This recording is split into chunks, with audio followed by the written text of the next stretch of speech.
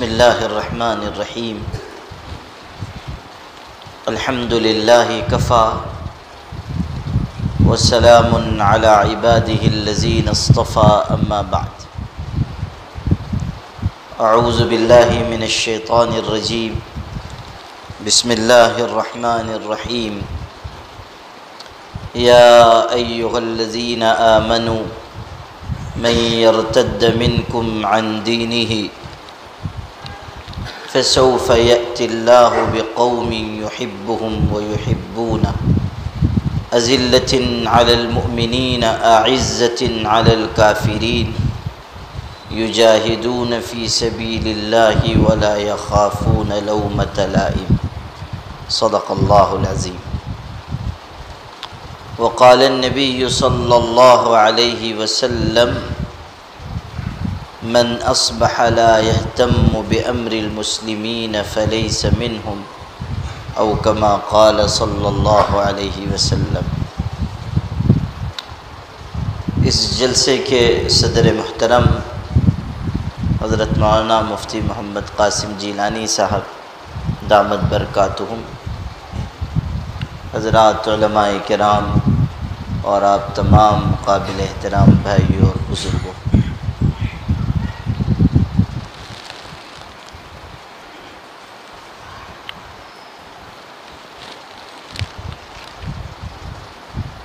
سب سے پہلی بات جو ہم سب کے سمجھنے کی ہے وہ یہ ہے کہ حالات کی سختی ہم سب کے جگانے اور بیدار کرنے کے لیے اللہ تعالیٰ کی طرف سے ہوا کرتی ہے.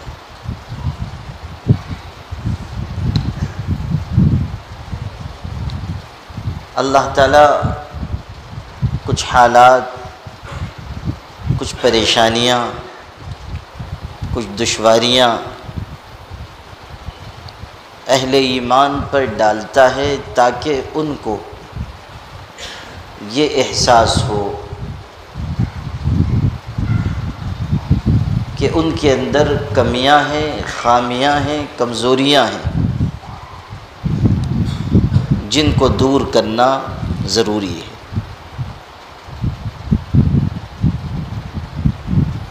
اب اگر حالات کی سختی کو محسوس کر کے ہم اپنا جائزہ لیں، اپنا احتساب کریں، اپنے اندر تبدیلی لائیں، گناہوں اور نافرمانی کی باتوں کو چھوڑ دیں، تو اللہ تعالیٰ کی طرف سے حالات خود بخود درست کیے جاتے ہیں.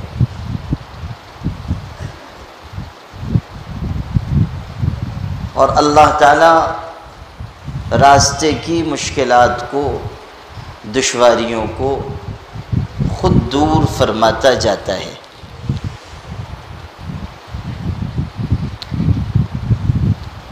اور اگر یہ صورتحال ہو کہ حالات آ رہے ہیں، مصیبتیں آ رہی ہیں، دشواریاں آ رہی ہیں، اور ہم بجائے اس کے کہ اپنا جائزہ لیں صرف دوسروں پر ہم الزام رکھتے رہیں، دوسروں کو دوش دیتے رہیں، اپنا احتساب نہ کریں، اپنے اندر تبدیلی لانے کی کوشش نہ کریں، تو پھر حالات کم ہونے کے بجائے بڑھتے جاتے ہیں، دشواریاں کم ہونے کے بجائے مزید سخت ہوتی چلی جاتی ہیں. سب سے پہلی بات جو ہمارے آپ کے سمجھنے کی ہے وہ یہی ہے. عام طور پر آپ دیکھیں گے کہ جب ہم پر حالات آتے ہیں تو ہم احتساب کے راستے پر نہیں جاتے، اپنا جائزہ نہیں لیتے، بلکہ ہم دوسروں کو الزام دیتے۔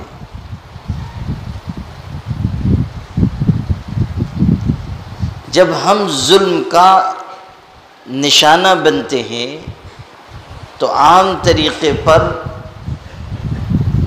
یہ کہتے ہیں کہ چونکہ ہم تعداد میں تھوڑے ہیں اس لیے ہم پریشان کیے جا رہے ہیں، چونکہ حکومت ظالم ہے اس لیے ہم پر ظلم ہو رہا ہے۔ اور ماشاءاللہ ہم مسلمانوں میں تو حالات پہ تبصرہ کرنے والوں کی کمی نہیں ہے۔ مالیگاؤں اور دھولیا تقریباً ملتے جلتے ہیں، وہاں بھی کارخانوں کی کثرت ہے، پاور لوم کے مزدور ہیں، یہاں بھی ہیں، ہمارے یہاں بھی مقادم حضرات ہوتے ہیں، آپ لوگوں کے یہاں بھی ہوتے ہیں۔ میں کہا کرتا ہوں کہ ہم لوگ مدرسے میں 10-12 سال پڑھنے کے بعد عالم مفتی بنتے ہیں، اور ہمارا بھائی جو ہے وہ بیچارہ کارخانے میں مقادمی کرتے کرتے مفتی بن جاتا ہے، اور پھر وہ مسئلے بتانا بھی اپنی ذمہ داری سمجھتا ہے اور حالات پہ تبصرہ بھی اپنی ذمہ داری سمجھتا ہے۔ اور جہاں ہم ہوٹل پہ بیٹھے، چونکہ 3-4 چائے ہم کو پینی ہے، تو بغیر گرم تبصروں کے چائے ٹھنڈی معلوم ہوتی ہے، تو اس لیے ہمارے تجزیے، ہمارے تبصرے وہ شروع ہو جاتے ہیں۔ اور دھولیا میں ہوٹل پہ بیٹھے بیٹھے 2-3 چائے پیتے پیتے آدھی دنیا ٹہل کے ہم واپس آ جاتے ہیں۔ امریکہ میں یہ ہو رہا ہے، اور چین میں یہ ہو رہا ہے، اور جاپان میں یہ ہو رہا ہے، سارے جہاں کا جائزہ اپنے جہاں سے بے خبر، ساری دنیا کے بارے میں ہم تبصرے کرتے ہیں، لیکن یہ غور نہیں کرتے کہ ہم کیا کر رہے ہیں،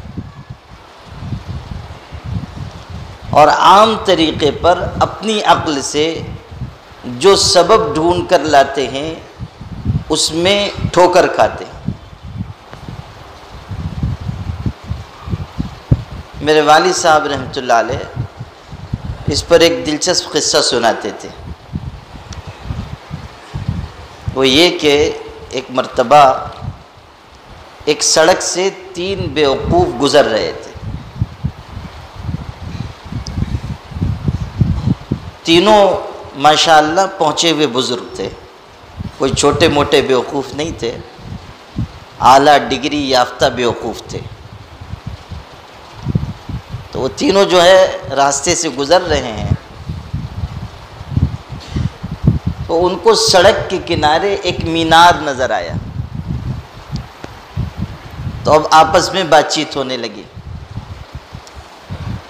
کہ بھئی آدمی تو 5-6 فٹ کا ہوتا ہے، اور یہ مینار 100-150 فٹ کا ہے، تو اتنے چھوٹے لوگوں نے اتنا اونچا مینار کیسے بنایا؟ اسی سے اندازہ کر لیجئے کہ وہ کتنے پہنچے ہوئے بزرگ تھے۔ آپس میں جو گفتگو ہو رہی ہے وہ مینار کی اونچائی پر ہو رہی ہے۔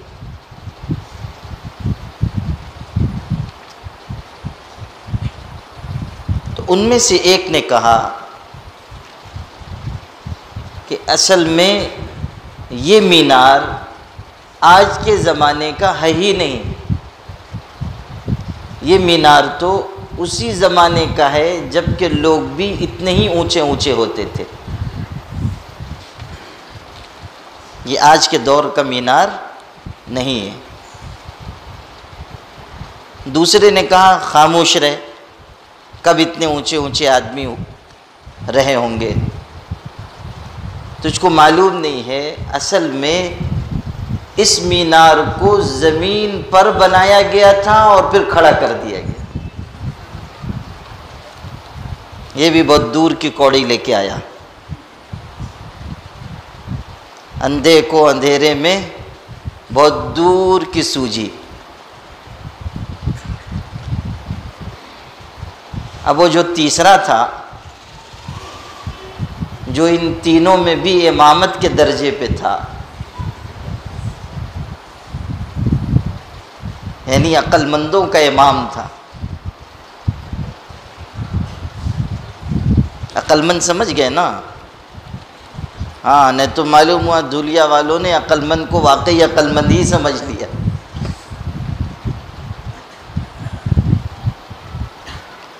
یہ عقل مند ایسا ہے کہ جس کو آپ کھرچیں گے تو اندر سے مہا بیوقوف نکلے گا. وہ ہوتا ہے نا کہ مدرسوں میں ہمارے یہاں پڑھایا جاتا ہے کہ اس میں ضمیر محذوف ہے، یعنی حذف کی ہوئی ضمیر، یا ضمیر مستتر ہے، چھپی ہوئی ضمیر. تو وہ ایک طالب علم تھا، ذرا کن ذہن تھا، بار بار اس کو پڑھایا جاتا تھا کہ اس میں ضمیر چھپی ہوئی ہے. جو مدرسے کے بچے ہیں، عالم ہیں، وہ سمجھیں گے. وہ ضمیر چھپی ہوئی ہے، ضمیر مستتر ہے، اس میں ضمیر چھپی ہوئی.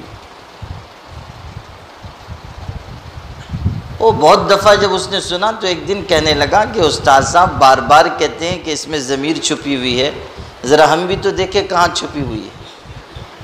تو اس نے ایک چاقو لیا اور جہاں وہ لفظ آیا تھا کہ اس میں ضمیر چھپی ہوئی ہے، اس کو اس نے کھرچنا شروع کیا. استاد صاحب نے کہا تھا کہ اس میں ہو کی ضمیر چھپی ہوئی ہے. اب اس نے جو اس کو کھرچا تو صفحہ پھٹ گیا. اللہ کا کرنا یہ کہ جو پچھلا صفحہ تھا وہاں پر ہو ہی لکھا ہوا تھا. تو اب جو یہ چاقو سے اس نے کھرچا تو اس میں سے ہو نکلا. اس نے کہا واہ، استاد صاحب بالکل سچ فرماتے تھے کہ اس کے اندر ہو کی ضمیر چھپی ہوئی ہے. آج میں نے چاقو سے چھیلا تو اندر سے نکلا.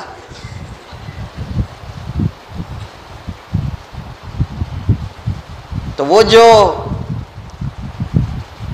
تیسرا والا تھا جو ان تینوں کا بھی امام تھا، دلی والوں سے کچھ اس کی رشتہ داری رہی ہوگی، تو اس نے ان دونوں سے کہا کہ تم دونوں بیوقوف ہو. ایک کہتا ہے کہ جب لوگ اتنے اونچے اونچے تھے جب کا یہ مینار ہے، اور ایک کہتا ہے کہ اس کو زمین پہ بنایا گیا اور پھر کھڑا کر دیا گیا. الو کے پٹھوں، تم دونوں سے کس نے کہا کہ یہ مینار ہے؟ یہ تو کنواں ہے جس کو الٹا کر دیا گیا ہے.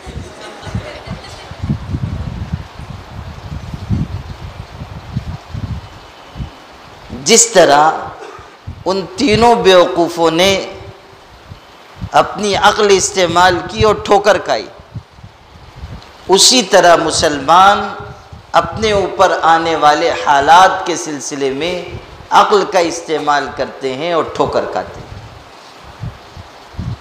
دنیا بھر کی باتیں ہم کرتے ہیں، یہ ہو رہا ہے اس لیے ہو رہا ہے، یہ ہو رہا ہے اس لیے ہو رہا ہے، لیکن کبھی ہم لوگ اس پر غور کرتے ہیں کہ قرآن نے تو اول و آخر بس ایک بات بتائی ہے کہ تم پر آنے والی مصیبت تمہارے کیے ہوئے برے اعمال کا نتیجہ ہے. جو پریشانی تم پر آتی ہے، جو حالات تم پر آتے ہیں، جو مشاکل تم پر آتے ہیں، جو دشواریاں آتی ہیں، ان سب کا ایک سبب ہے، اور وہ ہیں تمہارے برے اعمال، تمہارے گناہ، تمہاری غلطیاں.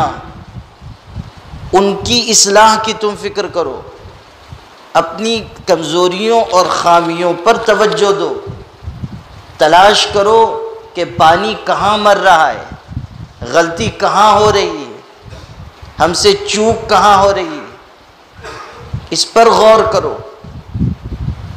لیکن افسوس کہ مسلمان اپنے اوپر سوچنے کے لیے آمادہ نہیں ہیں، البتہ ساری دنیا کا جائزہ لینے کے لیے وہ ہر وقت تیار ہیں. ہمیں یہ سکھایا گیا تھا کہ ہم احتساب کریں، ہم اپنے اندر جھانک کر دیکھیں کہ ہم سے کہاں غلطی ہو رہی ہے، ہمارے سماج میں کہاں غلطیاں ہیں، کون سی برائیاں ہیں جو گھن کی طرح ہمارے معاشرے کو کھا رہی ہیں، کون سے گندے اعمال ہیں جن کی وجہ سے اللہ ہم سے ناراض ہو رہا ہے۔ کتنے لوگ ہیں ہم میں سے جو یہ غور کرتے ہوں؟ جب کبھی جہاں کہیں کوئی حادثہ، کوئی مصیبت، کوئی دشواری پیش آتی ہے، فوراً ہماری نگاہ دوسروں پر جاتی ہے، اپنے اوپر غور کرنے کے لیے ہم تیار نہیں ہوتے۔ یہ بھی ہوتا ہے کہ اگر ہم مانیں کہ غلطی کی وجہ سے عذاب آ رہا ہے، تب بھی یہ اصلاح کرنے کے لیے ہم تیار نہیں ہیں کہ ہمارے گناہ کی وجہ سے مصیبت آ رہی ہے، تب بھی ہماری نظر جائے گی دوسروں کی طرف۔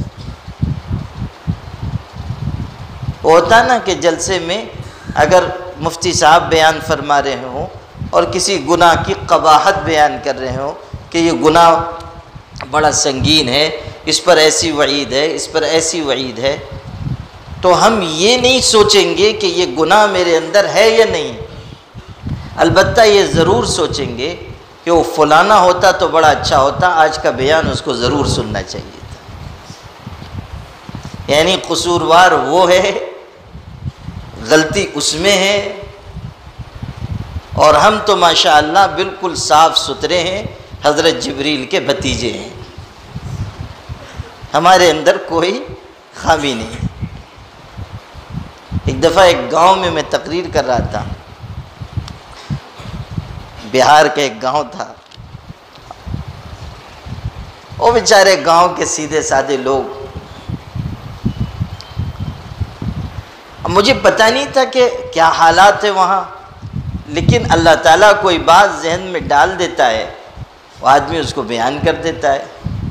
اب کوئی بات سے بات نکلی اور میں نے حج کی فرضیت پر اور حج میں تاخیر کرنے کی جو وعید ہے اس پر کچھ گفتگو کی، اور آسان زبان میں، چونکہ گاؤں دیہات کے لوگ تھے، ہم لوگوں کو اس کا خیال رکھنا چاہیے کہ جس طرح کا مجمع ہو اس طرح کی ہم گفتگو کریں، ایسا نہ ہو کہ بیچارے ان پڑھ جاہل لوگ بیٹھے ہوئے ہیں اور ہم نحو و صرف کے قاعدے عالمانہ شان کے ساتھ بیان کریں کہ جس کو سن کر وہ بیچارے یہ سمجھیں کہ سمجھ میں تو کچھ نہیں آیا، البتہ حضرت کے وظیفے سے بڑی برکت حاصل ہوئی۔ تو آسان زبان میں ان کو سمجھا رہا تھا۔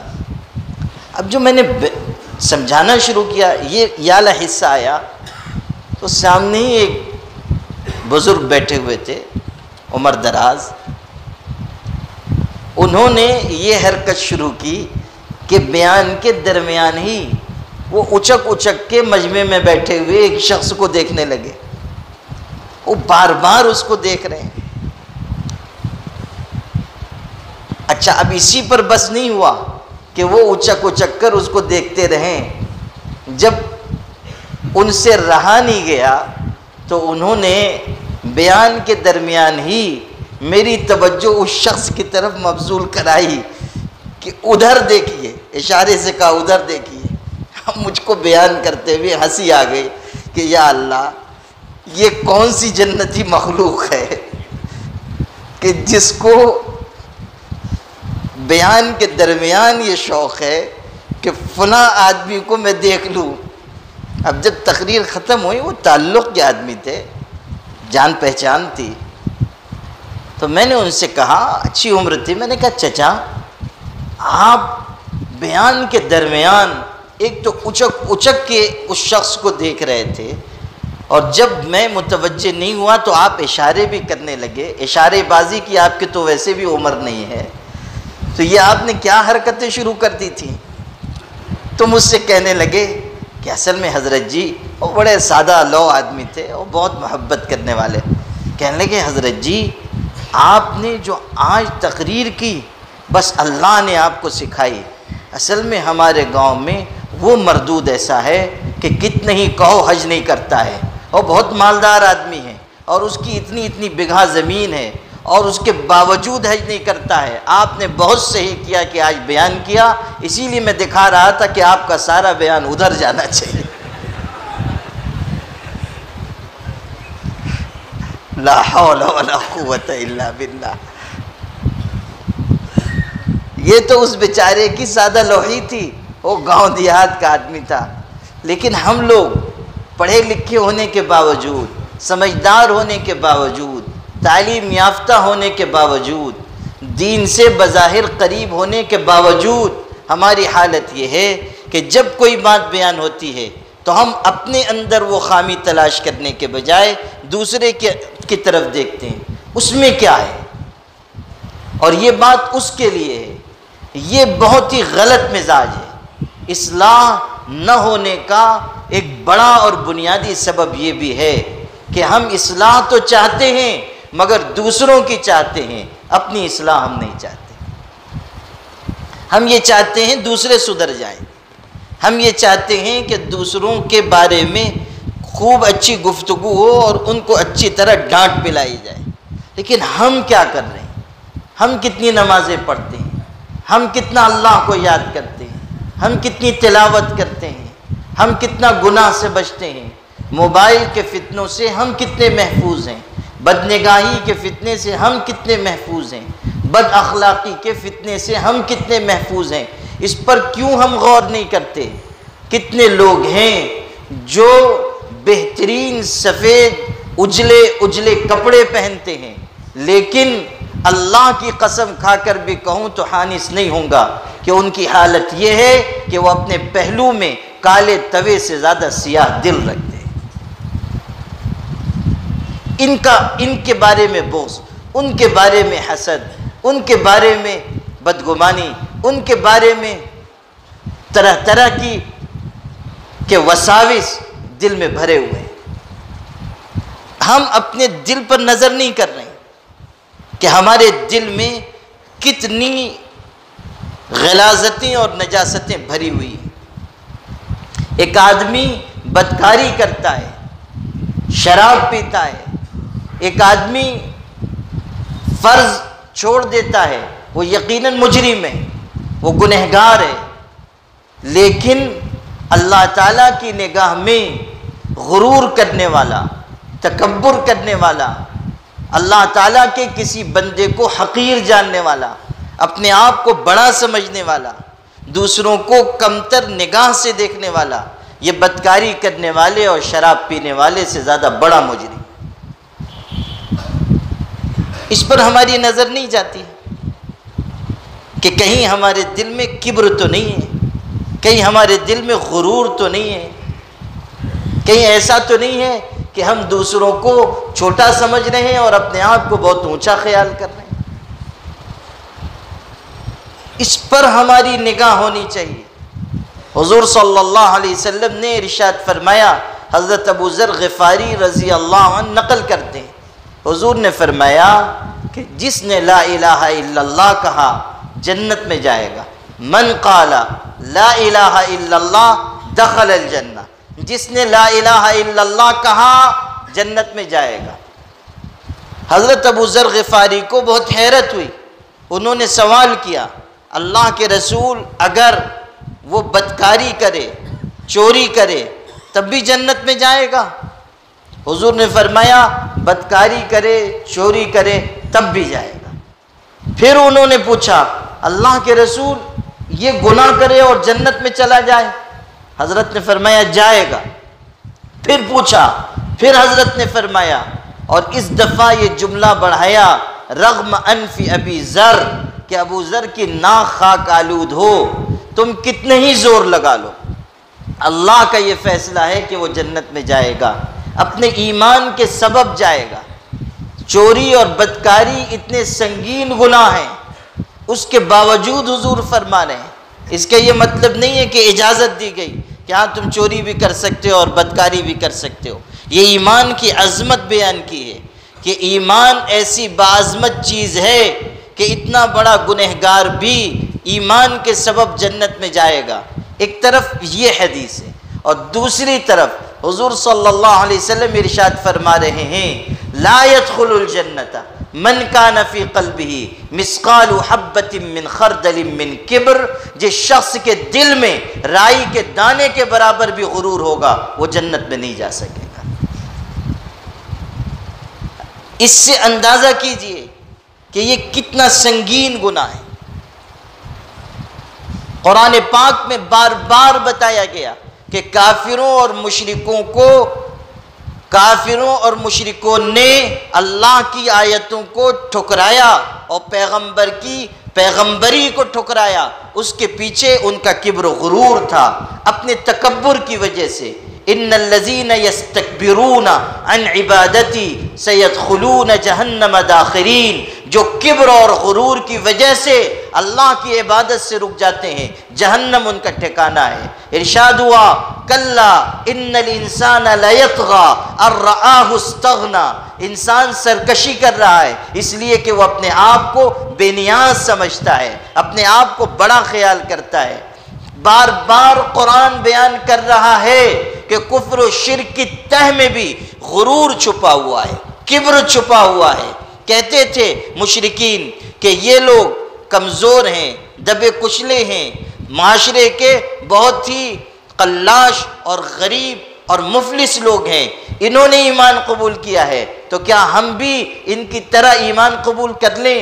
ہم تو بہت اونچے درجے کے ہیں، ہم تو سردار ہیں، ہم تو دولت اور شان و شوکت والے ہیں، ہم کیوں ان کی طرح ایمان قبول کریں گے؟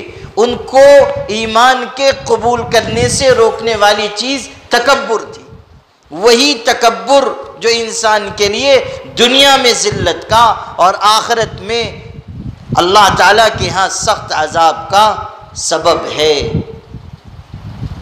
یہی تکبر، آج کتنے لوگ ہیں جو اس تکبر کو سینے میں رکھے ہوئے زندگی گزار رہے ہیں؟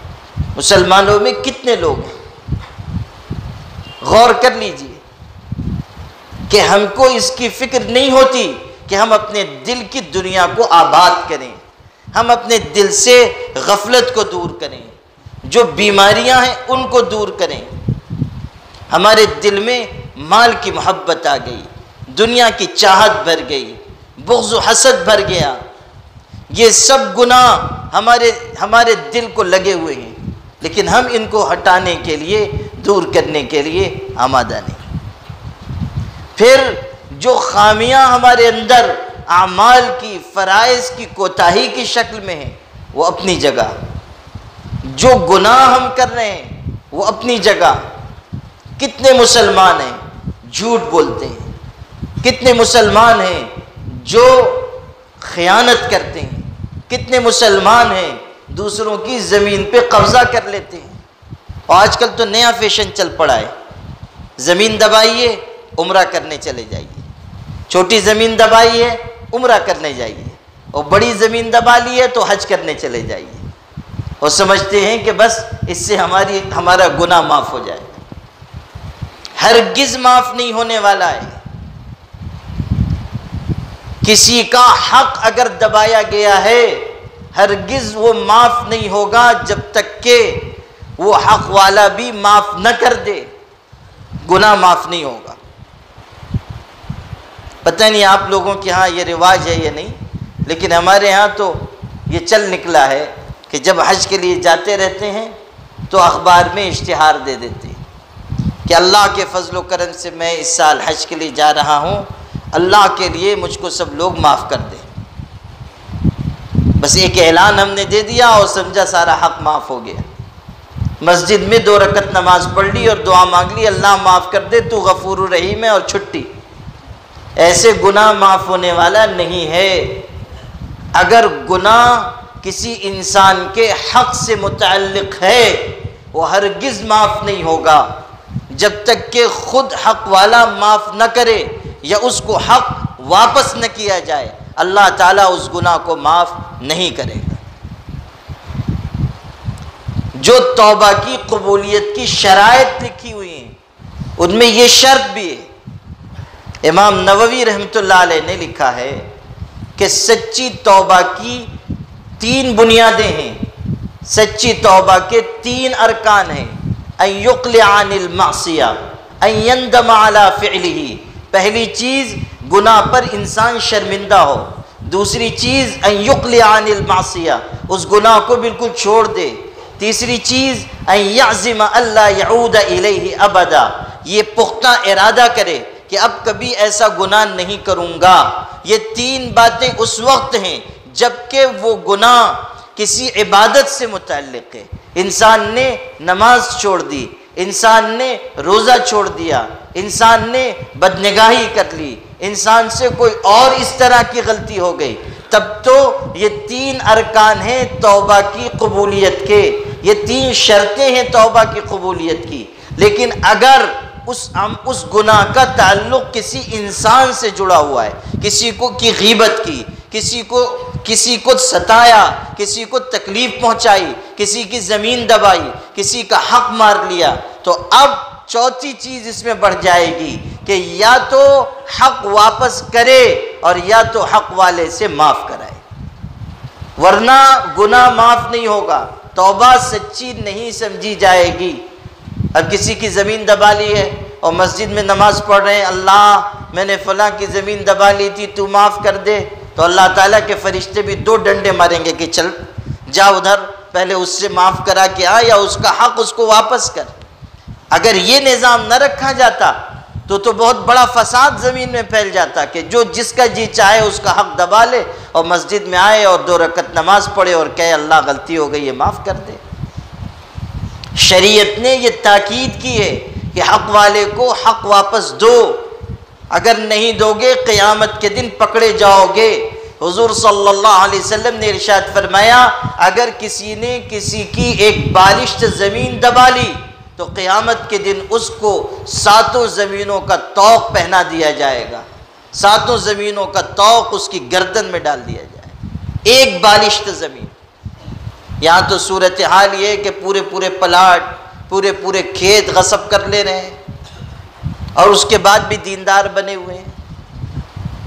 مسلمانوں کی حالت یہ ہے کہ جہاں والد کا انتقال ہوا کہ جس کے ہاتھ میں وراثت آئی وہ سمجھتا ہے کہ اب تو ہم مالک بن گئے، ہم جس کو چاہیں گے دیں گے، جس کو نہیں چاہیں گے نہیں دیں گے۔ بہنیں بیچاری کمزور پڑ جاتی ہیں، وراثت میں ان کو حصہ نہیں دیتے، چھوٹے بھائی اگر کمزور ہیں ان کو نہیں دیتے۔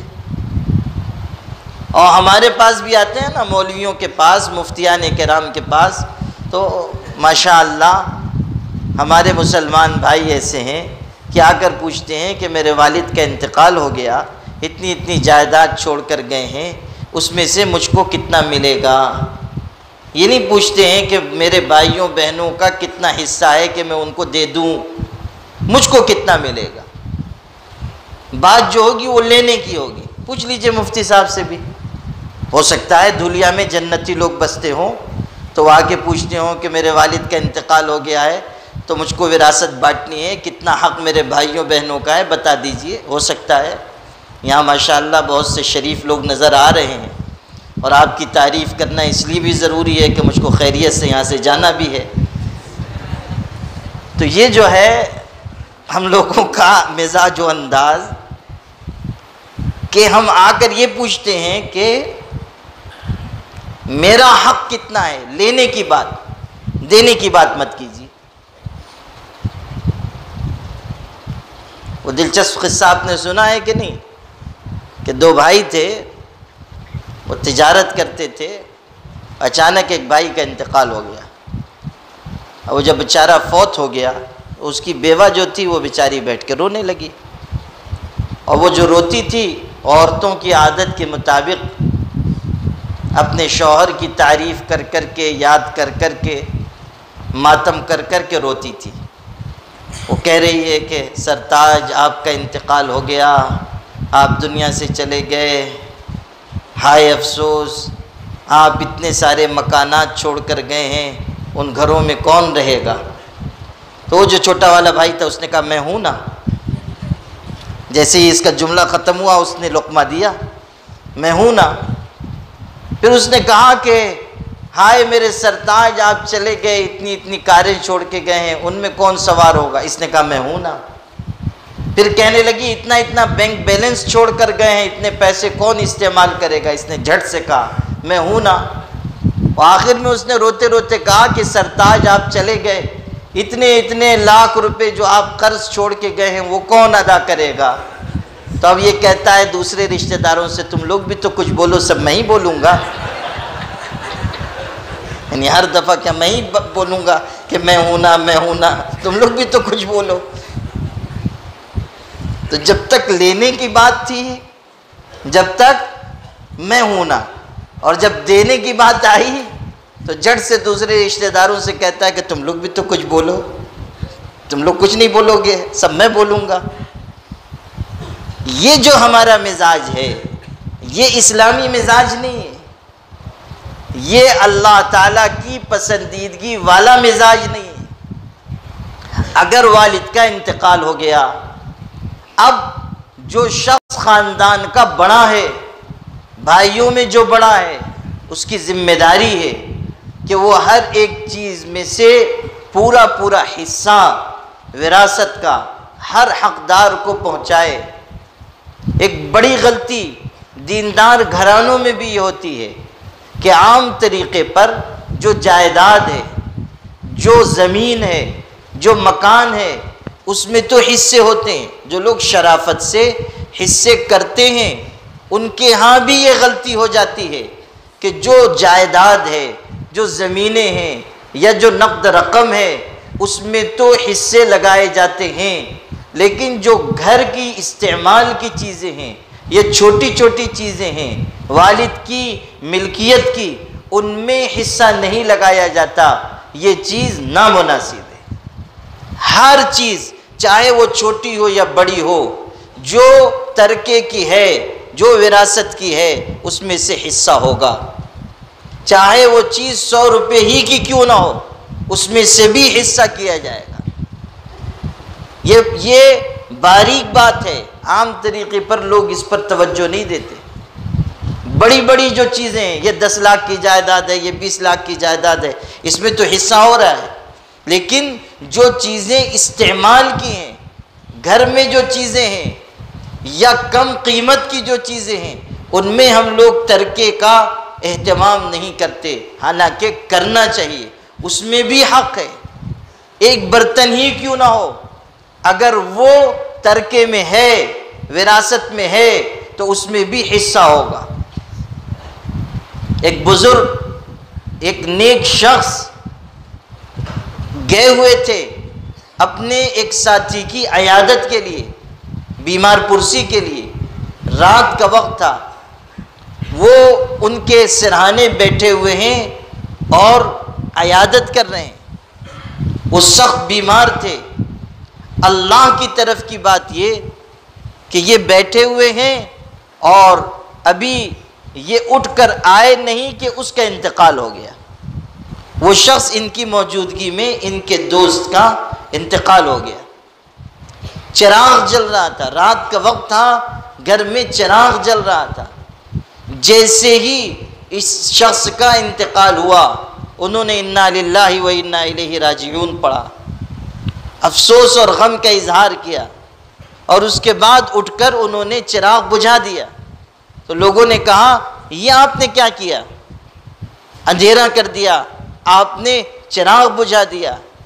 تو انہوں نے کیسا جواب دیا؟ احتیاط کس کو کہتے ہیں؟ کہنے لگے کہ یہ چراغ ہمارے دوست کی ملکیت میں تھا، جب تک یہ زندہ تھا وہ جل رہا تھا، لیکن اب یہ چراغ اور اس کا تیل اس کے وارثوں کی ملکیت ہے، اور ان کی اجازت کے بغیر ہمیں استعمال کرنا درست نہیں۔ ان کی اجازت کے بغیر ہم یہ استعمال نہیں کر سکتے۔ یہ اب مرحوم کے یتیم بچوں اور بچیوں کی ملکیت ہے، ہم اس کو ان کی اجازت کے بغیر استعمال نہیں کر سکتے۔ جو لوگ محتاط ہوتے ہیں، جو لوگ اللہ سے ڈرنے والے ہوتے ہیں، جن کے دل میں اندر تک تقوی داخل ہو چکا ہوتا ہے، ان کی زندگی کے اعمال اور ان کی حرکات و سکنات عجیب و غریب ہوتی ہیں۔ ہماری تو نگاہ وہاں تک نہیں پہنچتی۔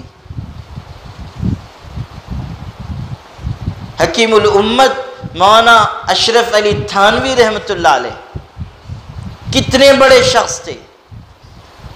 احتیاط کیا چیز ہوتی ہے آپ کو بتاؤں۔ ایک شخص نے ان کے مدرسے میں 15 روپیہ، اس زمانے میں 15 روپیہ بھی اچھا خاصا ہوتا تھا، یہ نہ سمجھیے گا کہ معمولی رقم تھی، اور یہ نہ ہو کہ آپ بھی سند بنا لے کہ انہوں نے ان کے زمانے میں 15 روپیہ چندہ دیا گیا تھا تو ہم لوگ بھی ماشاءاللہ 17.5 روپیہ چندہ دے دیں۔ ہاں، اس لیے کہ جو لوگ جلسہ سننے آتے ہیں وہ بھی ماشاءاللہ اتنے عقل مند ہوتے ہیں کہ چن چن کر مرغی کی طرح اپنے کام کی باتیں لے جاتے ہیں، جس کو ہم سند بنا سکیں، جس کو ہم ڈھال کے طور پہ استعمال کر سکیں۔ اور ماشاءاللہ ویسے بھی بخل و کنجوسی کی امامت ہم کو حاصل ہے۔ آج میں نے دن کی مجلس میں بھی یہ کہا، اور چونکہ عام لوگ وہاں نہیں تھے اس لیے یہاں پھر کہتا ہوں کہ ہم مسلمانوں کا حال یہ ہو گیا ہے کہ مسجد کے اماموں کو تنخواہ ہم دیتے ہیں 5,000 روپے، 6,000 روپے، بہت سخی ہوئے تو 7,000 روپے۔ سبحان اللہ، کیا تنخواہ ہم دے رہے ہیں امام کو؟ 5,000، 6,000، 7,000۔ وہ بیچارہ کیسے گزر بسر کرے گا؟ آل و اولاد اس کی کیسے گزر بسر کرے گی؟ اور جو مشاعرہ ہم کرواتے ہیں، دلیے میں ہوتے ہیں کہ نہیں مشاعرے؟ یہاں تو نہیں ہوتے ہوں گے، دلیے میں نہیں ہوتے ہوں گے نا۔ یہاں تو ماشاءاللہ سب لوگ بیچارے ویسے ہی جو گھومتے رہتے ہیں وہ بھی شاعری کرتے رہتے ہیں، تو اس لیے مشاعرے کی تو کوئی ضرورت ہے ہی نہیں۔ اچھا، مشاعرہ کرتے ہیں تو کیا ہوتا ہے اس میں کہ فلاں شاعر صاحب کو بلایا گیا اور ان سے شعر پڑھوائے گئے، اور انہوں نے آدھے گھنٹے 1 گھنٹے شاعری سنائی، تو ان کو کتنا نذرانہ دیا گیا؟ کسی کو 50,000، کسی کو 40,000، کسی کو 30,000، کسی کو 60,000۔ بعض شاعر ایسے ہیں ماشاءاللہ اسی ہندوستان میں کہ جن کو ملت کا اتنا درد ہے، ان کے سینے پھٹے جاتے ہیں قوم کی ہمدردی میں، اور نذرانے ان کے ہیں 3-3 لاکھ روپے ایک رات کے۔ جی ہاں، اتنا بیچارے قوم کے ہمدرد ہیں کہ شعر پڑھتے ہیں قوم و ملت کے لیے تو ایسا لگتا ہے کہ بس ابھی گریں گے دل کا دورہ پڑ جائے گا۔ جی ہاں،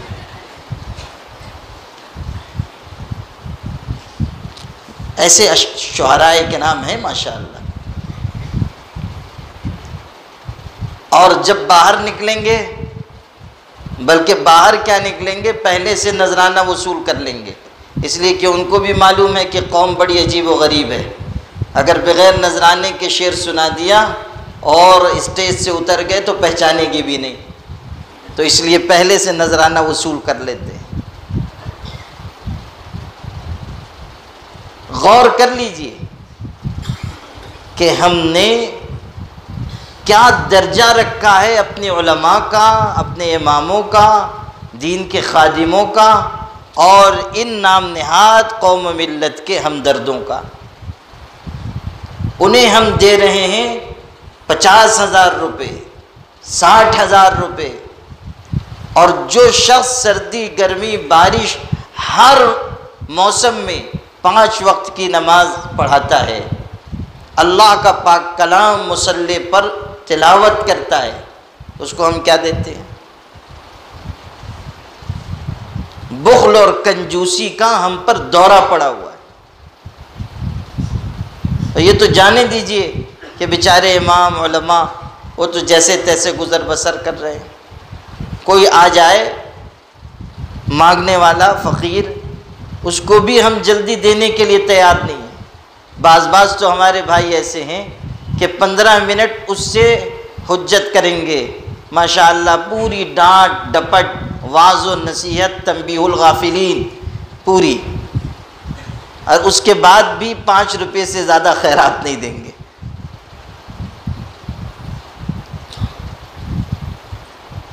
وہ پرانے زمانے میں ایک فقیر تھا، وہ پہنچ گیا کسی دکاندار کے یہاں، وہاں پہنچ کے اس نے کہا کہ بھوکا ہوں، ذرا کچھ کھلا دو۔ وہ بڑی دکان تھی اور بہت سارے نوکر تھے، لیکن وہ آدمی بھی جو ہے بہت ہی کنجوس، دولت تو خوب تھی، دل چڑیے کے برابر کا تھا، دھولیا کا نہیں تھا، اطمینان رکھیے، وہ کسی عرب ملک کا تھا، یہاں کا نہیں تھا۔ تو اس نے مانگا، اس نے کہا بابا معاف کرو، اس نے کہا نہیں میں بہت بھوکا ہوں، کچھ کھلا دو۔ اس نے کہا معاف کرو، لیکن وہ بھی بہت ڈھیٹ تھا، فقیر بھی۔ یہ جو فضیلت الشیخ دلی میں بیٹھے ہوئے ہیں ان کا کوئی ناتی نواسا رہا ہوگا، وہ بھی بیٹھ گیا۔ اس نے کہا کہ میں فضیلت الشیخ کو پہچانتے ہیں کہ نہیں پہچانتے ہیں؟ پہچانتے ہیں نا؟ ہاں، نہیں پہچانتے ہوں گے تو حضرت مولانا مختار سعید مدنی صاحب سے پوچھ لیجئے گا۔ وہ بیٹھ گیا وہی۔ اس نے کہا کہ میں تو لے کے جاؤں گا۔ اب دکاندار نے سوچا کتنی دیر بیٹھے گا، 20-25 منٹ، اس کے بعد تو چلا جائے گا، مگر وہ بھی اپنے نام کا ایک ہی تھا، جو دھرنا دے کے بیٹھا تو اٹھنے کے لیے تیاری نہیں۔ یہ جو کسان لوگ بیٹھے ہوئے ہیں یہ اسی کے بھتیجے ہوں گے، یہ بھی جو بیٹھے ہیں تو اٹھنے کے لیے تیار نہیں ہے۔ تو وہ جو بیٹھ گیا، وہ کئی گھنٹے گزر گئے۔ اب جب دکاندار نے دیکھا کہ یہ جو ہے جانے والا ہے نہیں، تو اس نے اپنے ایک نوکر کو بلایا اور کہا، کئی نوکر تھے، تو اپنے نوکر سے کہتا ہے کہ یا بشیر قل لنذیر فلیقل لوزیر فلیقل لامیر ان یعطی خبزا لہذا الفقیر۔ اتنی لمبی سند ہے، بخاری شریف کی سند۔ اس نے کہا کہ بشیر تم نذیر سے کہہ دو، وہ وزیر سے کہہ دے، وہ امیر سے کہہ دے کہ اس کو ایک روٹی دے دے۔ اتنی لمبی سند کے بعد اور اتنے لمبے دھرنے کے بعد ایک روٹی، بشیر، نذیر، وزیر، امیر، اس کے بعد صرف ایک روٹی۔ تو اس کو بھی غصہ آیا، پہلے ہی بیچارہ اتنی دیر سے بیٹھا ہوا تھا، جلا بھونا تھا۔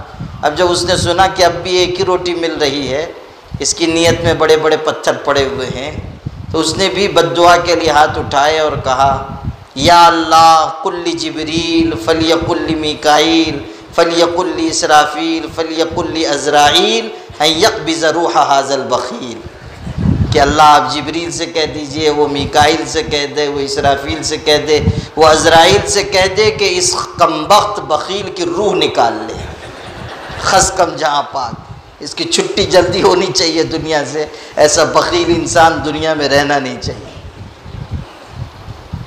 یہ جو بخل ہے ہمارے اندر، یہ بھی بہت سنگین چیز ہے، اور جہاں حق دینے کی بات آتی ہے وہاں تو ہم سب سے پہلے پیچھے ہٹتے چلے جاتے ہیں، اور جہاں مدرسے میں چندہ دینے کی بات آئے گی وہاں بھی ہم پر کنجوسی کا دورہ پڑ جاتا ہے۔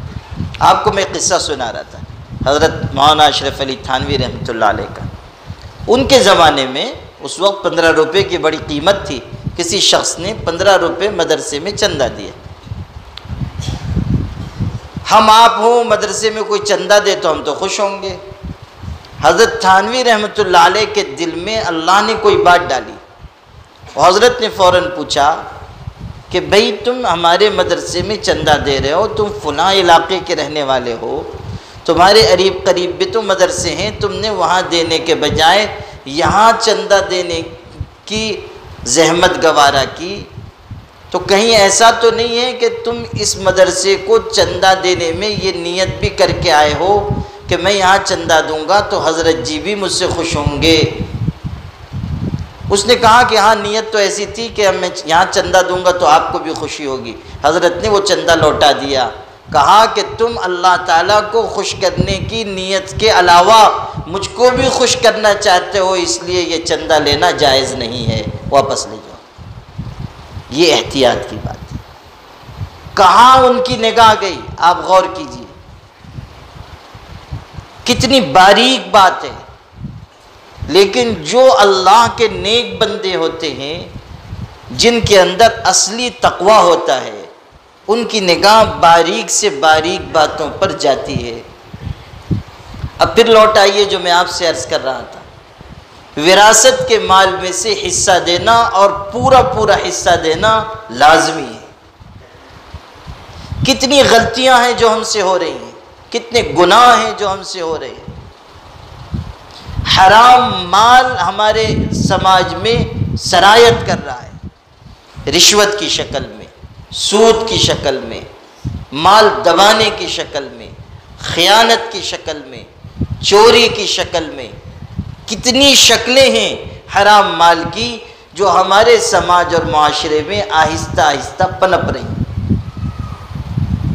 اور ایک اور بات کہتا ہوں کہ حرام مال کے استعمال کی وجہ سے جو عذاب ہم پر دنیا میں مسلط ہو رہا ہے وہ یہ کہ بے حیائی، بدچلنی اور زناکاری بڑھ رہی ہے۔ یاد رکھیے گا، جب حرام مال انسان استعمال کرے گا تو اس کے اندر نجاست پیدا ہوتی جائے گی، خیالات گندے ہوں گے، اعمال گندے ہوں گے، اخلاق کا بگاڑ ہوگا۔ جو مال حرام استعمال کرتے ہیں، تجربہ یہ بتاتا ہے کہ وہ ضرور بدکاری اور بے حیائی میں ملوث ہوتے ہیں۔ آپ دیکھیے کہ ہمارے سماج میں بے حیائی کتنی تیزی سے پروان چڑھ رہی ہے۔ ہمارے جوان بچے بچیاں وہ بے حیائی اور بے شرمی میں کس حد تک ڈوبتے جا رہے ہیں۔ کل تک تو یہ تھا کہ وہ بدکاری کر رہے ہیں، موسیقی سن رہے ہیں، گندی ننگی تصویریں دیکھ رہے ہیں۔ اب تو یہ نوبت آ گئی ہے کہ ہماری بچیاں وہ جا رہی ہیں، غیر مسلموں سے شادیاں کر رہی ہیں، ارتداد کے راستے پر جا رہی ہیں۔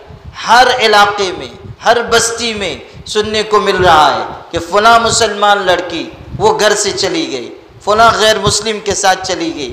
بھوپال میرا جانا ہوا، وہ تو تاریخی شہر ہے، مسلمانوں کی بڑی آبادی ہے۔ وہاں کی مسلمان بہنوں نے خود یہ بتایا کہ ہمارے ہاں ایک محلے سے، جو بہت بڑی مسلم آبادی والا محلہ ہے، وہاں سے ایک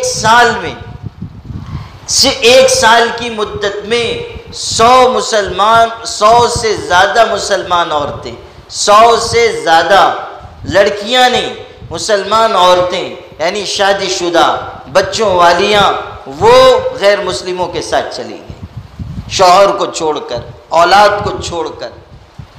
بے حیائی کہاں تک ہمیں پہنچا رہی ہے، بے شرمی کہاں تک ہمیں پہنچا رہی ہے، اور کہاں کہ میں آپ کو واقعات سناؤں۔ کالجز میں، یونیورسٹیز میں بچیوں کو چھوڑ دیا گیا ہے، ماں باپ کوئی توجہ دینے کے لیے تیار نہیں ہے کہ ہماری بچی کن فضاؤں میں جی رہی ہے، کن کے ساتھ وقت گزار رہی ہے، کن کے ساتھ اس کا رابطہ ہے، موبائل پر وہ کس سے باتیں کر رہی ہے، کس کے ساتھ وہ گھوم پھر رہی ہے۔ ہم توجہ دینے کے لیے تیار نہیں ہیں۔ ماں باپ کے لیے اولاد جتنی بڑی نعمت ہے اس سے بڑی ذمہ داری ہے۔ اولاد انسان کے لیے جتنی بڑی نعمت ہے اس سے زیادہ بڑی ذمہ داری ہے۔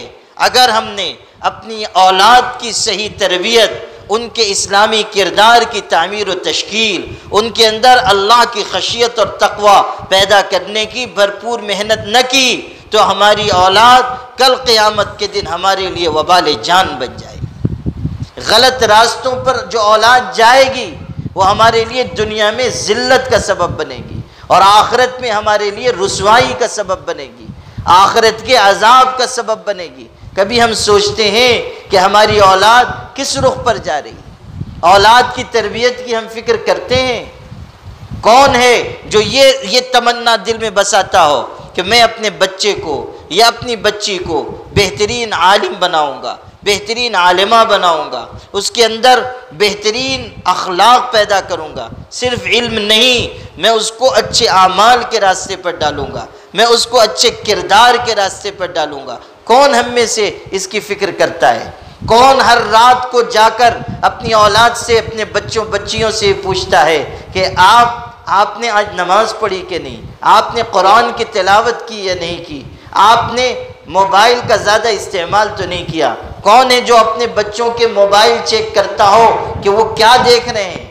بچیوں کو تو موبائل دینا زہر ہے، کوئی ضرورت ہی نہیں ہے کہ آپ بچیوں کو بڑے موبائل دلا کر دیں جس میں وہ فلمیں دیکھ سکیں، جس میں وہ ڈرامے دیکھ سکیں، کوئی ضرورت نہیں ہے آپ کو۔ لڑکوں کو بھی اگر آپ دیتے ہیں کسی تعلیمی ضرورت سے تو ان کی نگرانی آپ پر لازم ہے، لیکن افسوس کہ ہم نگرانی کرنے کے لیے تیار ہی نہیں ہیں، اور ہم نے بچوں کو بھی بچیوں کو بھی کھلی چھوٹ دے رکھی ہے۔ اس کے بعد جب غلط نتائج نکلتے ہیں تو پھر سر پکڑ کے روتے ہیں کہ میرا بچہ تو بہک گیا، میری بچی تو گمراہ ہو گئی، میری بچی تو غلط راستے پر چلی گئی۔ اس بے فکری کا اور اس لاپرواہی کا اور اس اولاد کی تربیت میں کمی کرنے کا نقصان کل قیامت کے دن آپ کو بھگتنا پڑے گا، کہ جب اولاد کے قصور پر آپ بھی پکڑے جائیں، اولاد کے گناہوں پر آپ بھی پکڑے جائیں۔ اچھی طرح سمجھ لیجئے کہ اولاد بہت بڑی ذمہ داری ہے، اولاد بہت بڑی ذمہ داری ہے۔ ہر مسلمان کے لیے، مرد ہو یا عورت، لازم ہے کہ وہ اپنی اولاد کے اخلاق کی کڑی نگرانی کرے، اس کی حرکات و سکنات پر نظر رکھے، اس کی زبان سے نکلنے والے بول تک پر نظر رکھے۔ اولاد صالح بنے گی جب ہم محنت کریں گے، صرف تمناؤں سے اولاد نیک نہیں بنے گی، صرف فلاں عامل صاحب سے تعویذ لانے سے اولاد نیک نہیں بنے گی۔ یہ بھی ہے جہاں بچہ ذرا شریر ہونے لگا اور غلط راستوں پہ نکلنے لگا، پہلے تو ہم نے چھوٹ دی، اب جب بدماشی بڑھنے لگی تو آ کر کہیں گے پیر جی تعویذ دے دیجئے، بچہ بڑا سرکش ہو رہا ہے، تعویذ دے دیجئے، کچھ دم کر کے دے دیجئے۔ اللہ کے بندو، خود تو توجہ دو کہ اولاد کس رخ پر جا رہی ہے۔ ماں بھی توجہ دے، باپ بھی توجہ دے۔ جب اولاد کے اخلاق کی تعمیر پر محنت کی جائے گی، اللہ تعالیٰ بہترین نتائج ظاہر کرے گا۔ اللہ محنت کو ضائع نہیں کرے گا، اللہ تعالیٰ انسان کی فکر مندی کو رائیگاں نہیں جانے دے گا۔ اگر ماں باپ صحیح راستے پر چلیں اور اپنی اولاد کو صحیح رخ پر ڈالنے کی بھرپور محنت کریں، اللہ نتائج بہتر ظاہر کر کے رہے گا۔ فروخ نام کے ایک مجاہد تھے، مدینہ منورہ میں رہتے تھے، اور وہ عین جوانی میں اللہ کے راستے میں جہاد کے لیے نکلے۔ جب نکل رہے تھے اپنی بیوی کو انہوں نے 30,000 اشرفیاں دی اور کہا کہ سنبھال کر رکھنا، میں واپس آؤں گا تو تم سے یہ لے لوں گا۔ دے کر جا رہے ہیں اور ایسے وقت جا رہے ہیں کہ جب ان کی بیوی امید سے تھی، حمل سے تھی، اور یہ کہہ کر گئے کہ اولاد پیدا ہوگی اس کی تعلیم تربیت کی فکر کرنا۔ یہ تو چلے گئے اللہ کے راستے میں جہاد کرنے کے لیے، ایک کے بعد ایک لڑائی میں شریک ہوتے رہے، اور اتنا ان کے اوپر شوق غالب تھا اللہ کے کلمے کو بلند کرنے کا کہ جو گھر سے نکلے تو 30 سال تک واپس نہیں لوٹ سکے۔ 30 سال کے بعد فروخ رحمت اللہ علیہ واپس ہوئے۔ اب اپنے گھر میں رات کے وقت مدینے میں آئے، گھر تلاش کرنے میں بھی دقت ہوئی، 30 سال میں تو نقشہ بدل گیا تھا، کیسے جیسے تیسے گھر تلاش کر کے پہنچے۔ گھر میں داخل ہو رہے ہیں، لوگوں نے روکا کہ تم اجنبی کہاں چلے آ رہے ہو، یہ فلاں کا گھر ہے، تم کہاں چلے آ رہے ہو؟ اس نے کہا کہ نہیں میرا گھر ہے۔ کچھ تو میں ہوئی، اوپر سے خاتون نے دیکھا، 30 سال کے بعد اپنے شوہر کو دیکھ رہی ہے، لیکن آخر وہ شوہر تھے۔ اس خاتون نے پہچان لیا، کہا ان کو آنے دو، یہ تو میرے خاوند ہیں، یہ تو میرے شوہر ہیں۔ خیر وہ چلے آئے، ملاقات ہوئی، بیوی سے حال احوال لیا، رات بھر بیٹھ کر دونوں نے گفتگو کی۔ شوہر نے پوچھا کہ میں تم کو 30,000 اشرفی دے کر گیا تھا، تم نے اس کو محفوظ رکھا ہے نا؟ میں اور پیسے لے کر آیا ہوں، ہم اس میں ملا لیں گے اور ہم اچھا مکان بنائیں گے، اچھی زندگی گزاریں گے۔ برسوں برس کے بعد آئے تھے، ان کے دل میں امیدیں تھیں، تمنائیں تھیں، طرح طرح کے خیالات تھے۔ اب بیوی سے جب انہوں نے یہ پوچھا کہ مال محفوظ ہے، تو بیوی نے کہا آپ اطمینان رکھیے، صبح ہو رہی ہے، نماز پڑھ کر آ جائیے۔ یہ گئے مسجد نبوی میں نماز پڑھنے کے لیے، مسجد نبوی میں نماز ادا کی، فجر کی نماز۔ 30 سال کے بعد مدینے آئے ہیں، پہلا موقع مل رہا ہے 30 سال کے بعد مسجد میں، مسجد نبوی میں نماز ادا کرنے کا۔ نماز ہوئی، نماز پڑھ کر یہ چاہتے تھے کہ گھر لوٹیں، اتنے میں دیکھا کہ ایک جگہ بہت بڑا حلقہ لگا ہوا ہے، تعلیم کا حلقہ، اور ایک بڑے شیخ اس مسند پر بیٹھے ہوئے ہیں اور درس دے رہے ہیں۔ حدیث شریف کا درس شروع ہوا اور بڑے بڑے علماء ان کے سامنے دو زانوں بیٹھے ہوئے ہیں، بڑی لمبی داڑھیوں والے، سفید داڑھیوں والے لوگ بھی ان کے حلقے درس میں ہیں، اور اتنا بڑا مجمع ہے کہ دور سے انہوں نے دیکھا تو پہچان نہیں سکے کہ مسند پر کون بیٹھا ہوا ہے۔ درس سننے لگے، اور اتنا پیارا درس تھا، اور بولنے والے کا اتنا خوبصورت انداز تھا کہ ان کی آنکھوں میں آنسو آ گئے، دل پر اثر انداز ہوئی باتیں۔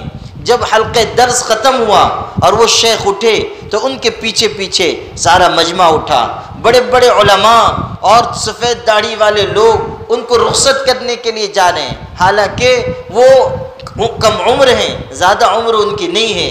یہ بیٹھ کر دیکھ رہے ہیں، اپنے بازو میں قریب میں کوئی ایک شخص تھا، اس سے کہنے لگے کہ بھائی یہ کون عالم ہے کہ اتنا بڑا عالم میں نے نہیں دیکھا، اور کون شخص ہیں کہ جن کی منموہنی باتوں نے میرا دل موہ لیا، یہ کون عالم ہیں کہ اتنے بڑے بڑے علماء ان کے سامنے بیٹھ کر پڑھتے ہیں، یہ کون فقیہ ہیں کہ اتنا بڑا مجمع مسجد نبوی میں ان کا درس سنتا ہے۔ تو وہ شخص مدینے کا حیران ہو کر پوچھتا ہے آپ مدینے کے نہیں ہیں؟ انہوں نے کہا نہیں، میں مدینے ہی کا ہوں۔ کہا آپ مدینے کے ہیں تو پھر ان کو پہچانتے کیسے نہیں ہیں؟ مدینے کا بچہ بچہ ان کو جانتا ہے، مدینے کا کوئی شخص ایسا نہیں ہے جو ان کو نہ جانتا ہو، ان کا احترام نہ کرتا ہو، ان کی عزت نہ کرتا ہو۔ انہوں نے کہا کہ اچھا بتا تو دو کون ہیں؟ تو اس نے کہا کہ یہ ربیعۃ الرائے ہیں، یہ بہت بڑے عالم ہیں، اور مدینہ منورہ میں ان کا طوطی بولتا ہے، اور ان کے حلقے درس میں سینکڑوں ہزاروں لوگ شرکت کرتے ہیں، اور بڑے بڑے علماء ان کے سامنے بیٹھ کر درس لیتے ہیں۔ اور یہ فروخ کے بیٹے ہیں، انہی سے کہتے ہیں کہ یہ فروخ کے بیٹے ہیں۔ یہ فروخ 30 سال پہلے جب یہ ماں کے پیٹ میں تھے تب وہ چلے گئے تھے جہاد کرنے کے لیے، اور اب تک وہ لوٹ کر نہیں آئے ہیں۔ یہ ان کے صاحبزادے ہیں اور بہت بڑے عالم ہیں۔ جب فروخ نے یہ سنا کہ یہ عالم جلیل میرا اپنا بیٹا ہے، یہ میرا لخت جگر ہے، تو ان کی آنکھوں سے آنسو گرنے لگے کہ اللہ آپ نے مجھ کو یہ عزت دی ہے کہ میرا بیٹا مسجد نبوی میں بیٹھ کر درس دیتا ہے، اور اتنا بڑا عالم ہے کہ ہزاروں لوگ اس کا درس سنتے ہیں، بڑے بڑے علماء اس کی جوتیاں اٹھا کر چلتے ہیں۔ وہ رونے لگے، اور وہاں سے روتے ہوئے واپس گھر تک آئے، آنسو بہہ رہے تھے۔ اہلیہ نے دیکھا تو گھبرا گئیں، جلدی سے آئیں، کہنے لگی سرتاج کیا ہوا؟ کوئی حادثہ پیش آ گیا، کوئی مصیبت پیش آ گئی، آپ رو کیوں رہے ہیں؟ تو وہ کہنے لگے کہ اللہ کی بندی، آج میں نے مسجد نبوی میں اپنے بیٹے کی جو شان دیکھی ہے اس پر یہ خوشی کے آنسو نکل رہے ہیں۔ میں نے دیکھا کہ اللہ نے میرے بچے کو یہ عزت دی ہے کہ ہزاروں لوگ اس کے حلقے درس میں بیٹھتے ہیں، اور ایسی سکینت اور وقار اس شخص کو حاصل ہے۔ میں اپنے بچے کی شان و شوکت دیکھ کر خوشی کے آنسو بہا رہا ہوں، اللہ کا شکر ادا کر رہا ہوں کہ اللہ نے مجھ کو ایسا فرزند سعید عطا کیا ہے، ایسا لخت جگر نور نظر دیا ہے۔ اب اس خاتون نے کہا کہ سرتاج آپ جو مجھ کو 30,000 اشرفی دے کر گئے تھے وہ آپ کو زیادہ محبوب ہے، یا آپ کے بیٹے کو اللہ نے جو مقام دیا ہے وہ آپ کو زیادہ پسند ہے؟ تو فروخ کہنے لگے قسم بخدا وہ 30,000 اشرفیاں کیا، ساری دنیا کی دولت بھی ہو تو میرے بچے کے مقام کے آگے کچھ بھی نہیں ہے۔ اس خاتون نے کہا تو آپ خوش ہو جائیے کہ میں نے وہ آپ کی دی ہوئی رقم اپنے بچے کی تعلیم و تربیت پر خرچ کر دی، وہ مال میں نے اپنے بچے کی پڑھائی پر لگا دیا۔ فروخ نے کہا قسم خدا کی تو نے ان اشرفیوں کو ضائع نہیں کیا، خدا میری طرف سے، میرے بیٹے کی طرف سے اور تمام مسلمانوں کی طرف سے تجھ کو بہترین جزا دے کہ تو نے بہترین ماں کا کردار نبھایا۔ آپ تصور کیجئے کہ ایک ماں نے اپنے لخت جگر کو سنوارا اور ایسی حالت میں کہ شوہر بھی نہیں ہے، شوہر جہاد میں گئے ہوئے ہیں اور وہ اپنے بچے کی تعلیم و تربیت کی فکر کر رہی ہے اور اتنا محنت کرتی ہے کہ وہ وقت کے امام بنتے ہیں۔ ربیعۃ الرائے مشہور فقیہ ہیں اور ممتاز عالم ہیں اور ان کا حلقہ درس لگتا تھا تو اس زمانے کے مدینے کے بڑے بڑے علماء اس میں بیٹھنا اپنے لیے باعث سعادت سمجھتے تھے، حالانکہ ان کی عمر محض 30 سال کی تھی، لیکن اللہ نے ان کو وفور علم سے نوازا تھا اور بہترین اخلاق سے۔ تابعین کے تذکرے میں ان کا جہاں تذکرہ ملتا ہے اس میں جہاں ان کے بہترین علم کا ذکر ہے وہیں ان کے بہترین اخلاق کا، بہترین کردار کا تذکرہ ہے، واقعات لکھے ہوئے ہیں۔ مجھ کو صرف اتنا آپ کو سنانا تھا کہ ایک خاتون نے اپنے شوہر کی غیر موجودگی میں ایک بہترین ماں بن کر اپنی اولاد کی تربیت کا ایسا عملی نمونہ پیش کیا کہ دنیا یاد رکھے گی کہ اگر ربیعۃ الرائے جیسا امام اس امت کو ملا تو ایک ماں کی محنت کے نتیجے میں ملا۔ یہ چیز ہے کہ اولاد کی تربیت پر ہم توجہ دیں، اولاد کے بنانے سنوارنے کی ہم کوشش کریں، ہمارے دل کی تمنائیں یہ ہو کہ ہماری اولاد بھی دین کی خدمت کرنے والی اولاد بنے۔ ہم نے ترجیحات بدل لی، ہمارے ذہن میں یہ ہے کہ اولاد بس کمانے والی بن جائے، چاہے اس کے اخلاق اچھے نہ ہو، چاہے کردار اچھا نہ ہو۔ افسوس کہ ہم اپنی اولاد کے اچھے اعمال و اخلاق کے بنانے کے لیے دن بھر میں 1 گھنٹہ بھی خرچ کرنے کے لیے تیار نہیں۔ ہوٹل پر بیٹھ کر گپ بازی کے لیے ہمارے پاس 3 گھنٹے ہیں، لیکن اپنی اولاد سے یہ پوچھنے کے لیے کہ تم نے نماز پڑھی یا نہیں پڑھی 5 منٹ کا وقت بھی ہمارے پاس نہیں۔ کبھی تو گریبان میں سر ڈال کر جھانکیے کہ ہم کس رخ پر جا رہے ہیں۔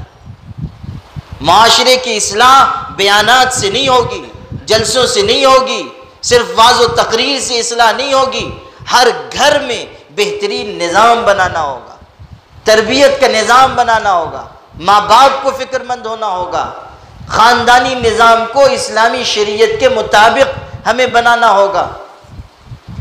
یہاں تو ہماری بسم اللہ ہی غلط ہو رہی ہے۔ اولاد تو نکاح کے بعد پیدا ہوگی، ہم جب چل رہے ہیں نکاح کرنے کے لیے تبھی ہمارا ذہن یہ ہے کہ ایسی بہو ڈھونڈ کر لائیں گے جو چند آفتاب چند مہتاب ہو، یعنی حور پری بھی اس کے مقابلے میں آ جائے تو شرما جائے۔ گوری چمڑی والی خاتون ہم کو ڈھونڈنی ہے، ہماری بہو ہوگی نا، ہم فلاں سیٹھ صاحب ہیں تو ہماری بہو ایسی خوبصورت ہو کہ جو دیکھے اش اش کر اٹھے۔ یہ دیکھنے کے لیے ہم تیار نہیں کہ وہ قرآن یاد کیے ہوئے ہے یا نہیں، وہ اللہ سے ڈرتی ہے یا نہیں، وہ نماز پڑھتی ہے یا نہیں، وہ ذکر کرتی ہے یا نہیں، اس میں پردہ ہے یا نہیں، اس میں حیا ہے یا نہیں، اس میں چھوٹوں بڑوں کے ساتھ اچھے رویے اور سلوک کا مزاج ہے یا نہیں۔ بیٹا بھی باپ سے جب فرمائش کرے گا تو کہے گا کہ ابو جان امی جان ایسی دلہن تلاش کر کے لائیے جو بہت ہی خوبصورت ہو، اور لمبی لسٹ دے گا، ایسی ہو ایسی ہو ایسی ہو ایسی ہو ایسی ہو، یعنی ایسا معیار کے سوائے جنت کی حور کے اس پہ کوئی کھرا اترے ہی نہیں۔ اور چاہے خود کیسے ہی ہوں، خود کالے کلوٹے جگ جیون رام ہوں، لیکن بیوی چاہیے ہے بالکل صاف ستھری خوبصورت۔ وہ اکبر الہ آبادی کا شعر ہے، شب وصال باہم غلط فہمیاں ہوئیں، یعنی نکاح ہوا، دولہے کی دلہن سے ملاقات ہوئی، شب وصال باہم غلط فہمیاں ہوئیں، مجھ کو شبہ ہوا حور کا ان کو بھوت کا۔ مجھ کو شبہ ہوا حور کا اور ان کو بھوت کا. یہ جو بے جوڑ سب رشتے ہیں نا، اس میں ہم کرتے کیا ہیں؟ یہاں گئے لڑکی دیکھنے، وہاں گئے لڑکی دیکھنے، وہاں گئے لڑکی دیکھنے، یہ بھی مسترد، یہ بھی مسترد، یہ بھی مسترد. کتنی لڑکیوں کا دل دکھاتے ہیں، کتنی لڑکیوں کا دل ہم اپنے قدموں تلے رون ڈالتے ہیں. جا رہے ہیں، کھاتے پیتے ہیں سلیقے سے، ناشتہ بھی ہمارا تگڑا ہونا چاہیے، اور اس کے بعد پھر اس میں یہ عیب ہے، خوردبین لے کے تلاش کرتے ہیں، خوردبین لے کر. ابھی 2 دن پہلے لوگوں نے بتایا کہ فلاں ہمارے محلے میں ایک دوسرے خیالات کا ایک گھرانہ ہے. وہ ہمارے دوسرے محلے کے بھائی ہیں، خیالات دوسرے ہیں، مسلمان تو ہیں. وہ معلوم ہوا کہ فلاں برادری سے فلاں مسلک والوں کا رشتہ آیا، تو انہوں نے رد کر دیا کہ وہ فلاں مسلک والوں کا ہے، وہاں نہیں شادی کرے گا. اچھا ٹھیک ہے، اب فلاں مسلک جو ہمارا مسلک ہے اس میں ہم شادی کریں گے.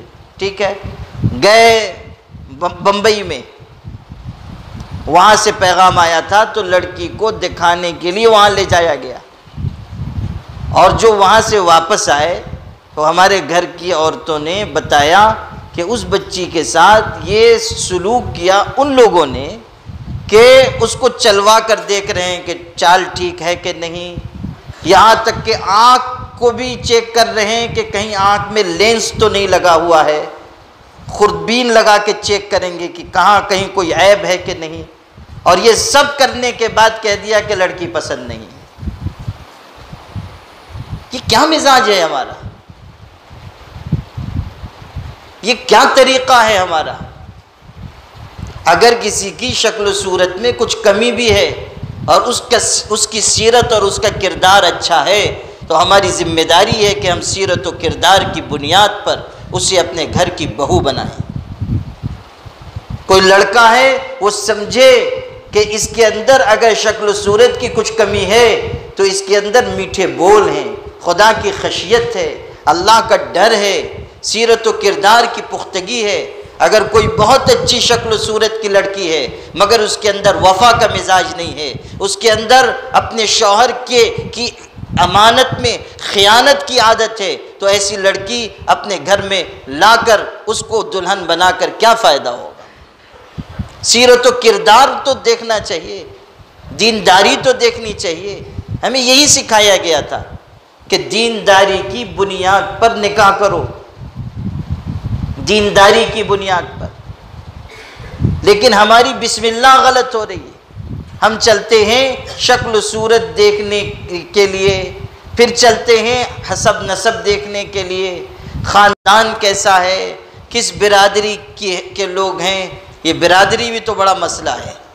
اس برادری کی ہے تو اس میں شادی نہیں ہو سکتی، اس برادری کی ہے تو اس میں شادی نہیں ہو سکتی، یہ برادری اونچی ہے، یہ برادری نیچی ہے. ہم نے خود اپنے ذہن سے تقسیم کر لیا. یہ برادری بڑی اونچی ہے، معلوم ہوتا ہے حضرت میکائیل کی اولاد ہے. اور فلاں برادری بہت نیچی ہے، معلوم ہوا حضرت ابلیس کی اولاد ہے. یہ کس نے سکھایا؟ یہ اونچ نیچ کا نظام، یہ ذات پات کا نظام، یہ ہم کہاں سے کھود کر لائے ہیں؟ قرآن نے تو بتایا تھا کہ جعلناکم شعوبا وقبائل لتعارفوا. خاندان اور قبیلے یہ صرف پہچان کے لیے ہیں.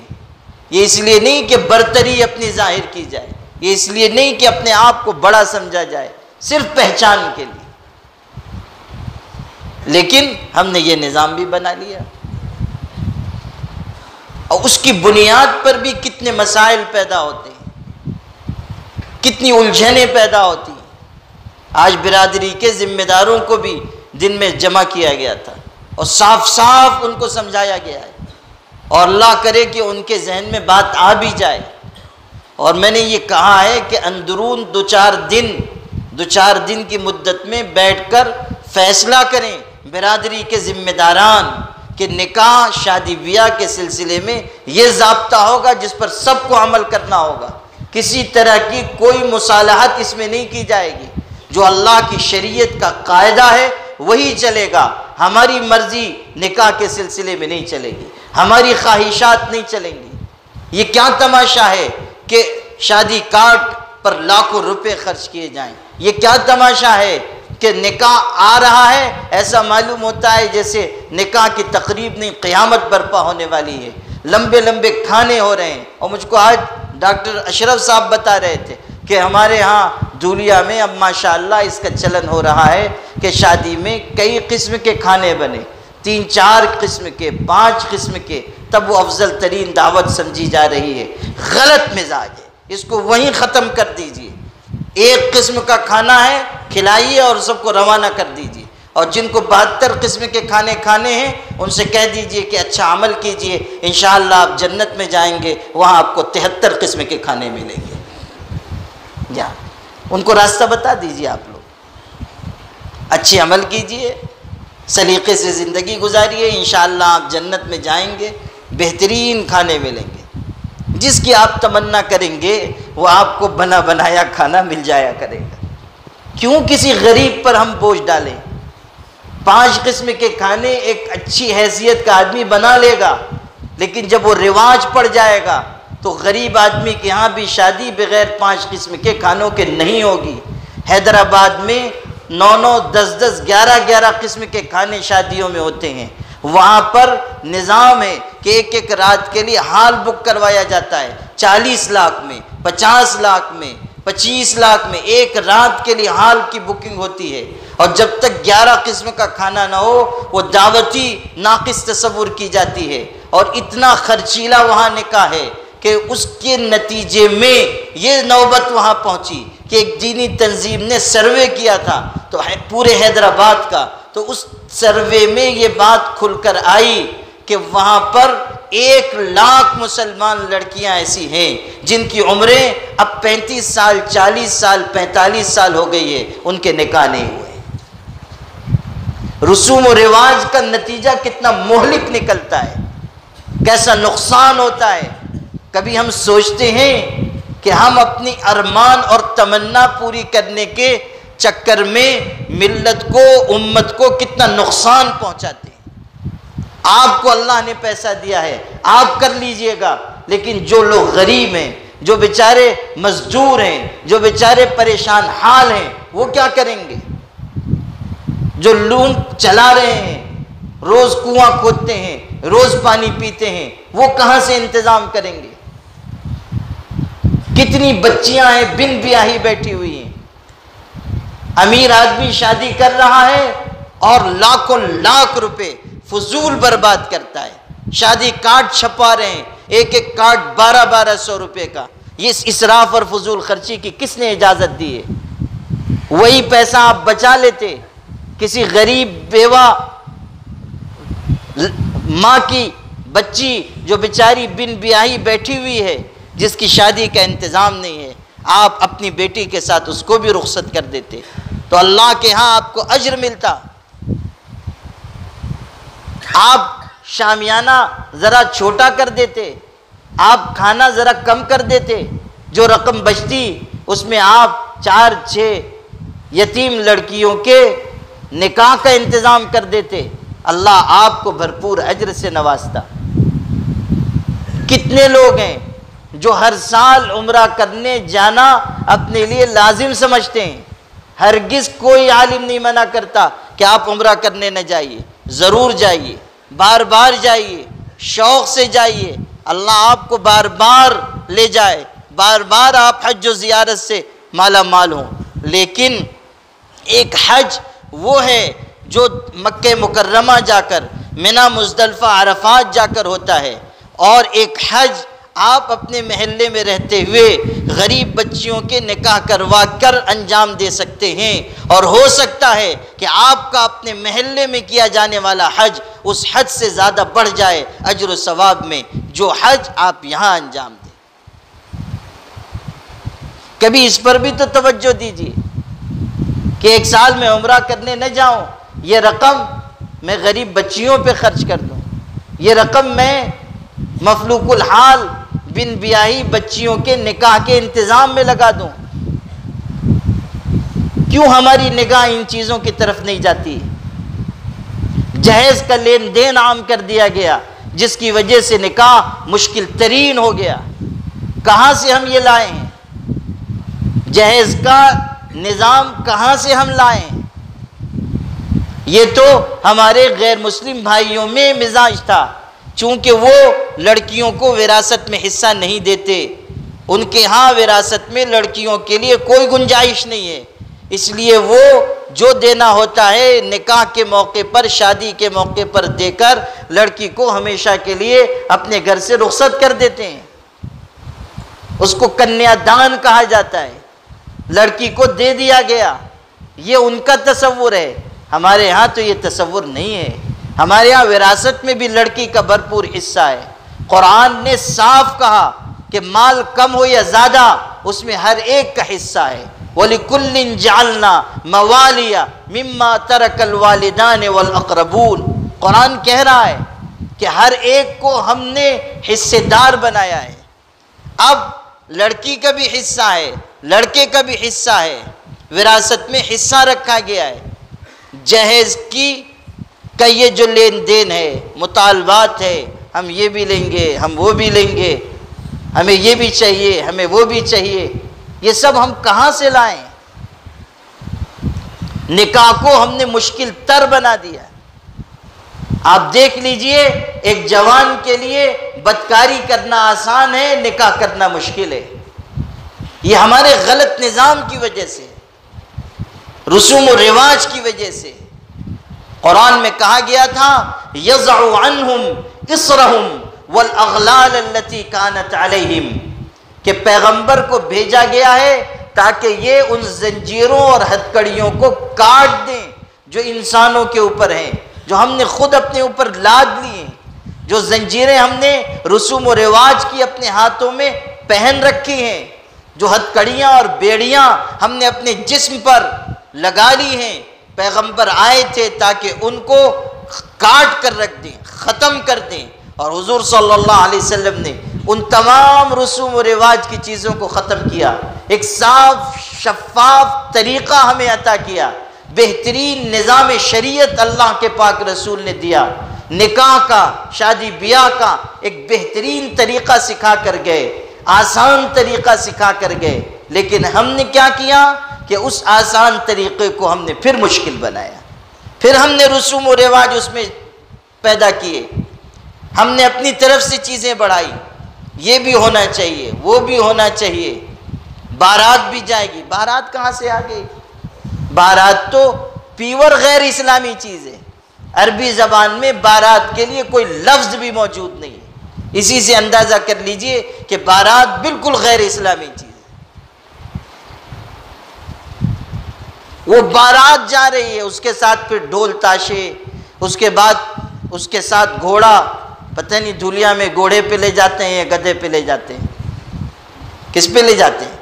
گھوڑا ہے کہ نہیں یہاں؟ گھوڑے پہ وہ چلے آ رہے ہیں، دور سے دیکھو تو معلوم ہوتا ہے کہ گدھا گھوڑے پہ سوار ہو کے آ رہا ہے، اور وہ بھی ماشاءاللہ پورا صحرے میں غرق، اوپر سے لے کے نیچے تک صحرا۔ وہ قاضی بن کے ہم لوگ بیٹھتے ہیں، وہ صحرے والی مخلوق آتی ہے تو پتہ ہی نہیں چلتا ہے کہ اس کے اندر مال کون سا ہے، مذکر ہے کہ مؤنث ہے، یا مذکر مؤنث کے بیچ کی کوئی مخلوق ہے، کچھ پتہ ہی نہیں چل رہا ہے، پورا وہ صحرے میں اوپر سے نیچے تک بیچارہ منہ تک نہیں دکھ رہا ہے، اور وہ صحرا جو ہے وبال جان بنا رہتا ہے اس کے، اس کو سنبھالنا، اس کو نبھانا بڑا مشکل کام۔ اسی لیے جیسے ہی نکاح ہوا، ادھر ایجاب و قبول ہوا، اور ادھر دولہے میاں نے چاہا کہ جلدی سے اس صحرے کی اوٹ سے ہم باہر نکل آئیں، اس لیے کہ اندر گرمی سے برا حال ہوتا رہتا ہے، اور اگر اس حالت میں کوئی مولوی صاحب لمبی تقریر کرنے لگ جائیں، جبکہ وہ سخت گرمی، مئی جون کی گرمی میں وہ صحرا پہن کے بیٹھا ہوا ہو، تو پھر وہ اندر ہی اندر دعا کرتا ہے کہ اللہ ان مولانا صاحب کو نیک ہدایت عطا فرما، ایسا نہ ہو کہ ان کی تقریر لمبی ہوتی جائے اور میں دلہن سے ملنے سے پہلے ہی فوت ہو جاؤں، انتقال پر ملال ہو جائے۔ بلا وجہ کے اخراجات ہم نے بڑھائے، بلا وجہ کے، کوئی ضرورت نہیں ہے ان اخراجات کی، لیکن ہم نے رسوم و رواج کی طرح طرح کی چیزیں اختیار کی۔ اب جہاں نکاح کی بات شروع ہوتی ہے، بسم اللہ ہماری غلط، پھر رسوم و رواج، پھر من کی چاہتیں، مرد کم بھی کریں تو وہ عورتیں جو ہیں وہ کہتی ہیں کہ بھائی ایک ہی مرتبہ تو بیٹے کا نکاح ہوگا، ذرا ارمان تو پورے کرنے دو۔ عورتیں چونکہ ان کے پاس خوب منطق ہوتی ہے اور وہ طاقتور بھی اتنی ہیں کہ اپنی بات منوا لیتی ہیں، اس لیے کہ اکثر و بیشتر لوگ جو ہیں وہ جو بیعت کرتے ہیں وہ اہلیہ محترمہ کے ہاتھ پہ بیعت کرتے ہیں۔ ہم لوگ تو پیر لوگ جو ہیں وہ تھوڑے شریف لوگ تھوڑے بہت جو ہوتے ہیں وہ ہم لوگوں کے ہاتھ پہ مرید ہو جاتے ہیں، باقی جتنے لوگ ہیں وہ سب اہلیہ محترمہ سے ماشاءاللہ پہلے سے بیعت ہیں، وہیں سے ان کا عقیدت کا رشتہ جڑا ہوا ہے۔ تو جیسا پیر صاحب بلکہ پیرنی صاحبہ جیسا فرماتی ہیں اسی کے مطابق عمل ہوتا ہے، اور اگر ذرا دائیں بائیں کرنے لگے اور پیرنی صاحبہ نے ذرا جلالی نگاہ دکھا دی تو یہ تو بیچارے موم کی طرح ڈھیر ہو جاتے ہیں۔ اب اس کے بعد پھر رسوم و رواج کی زنجیریں نکلتی ہیں۔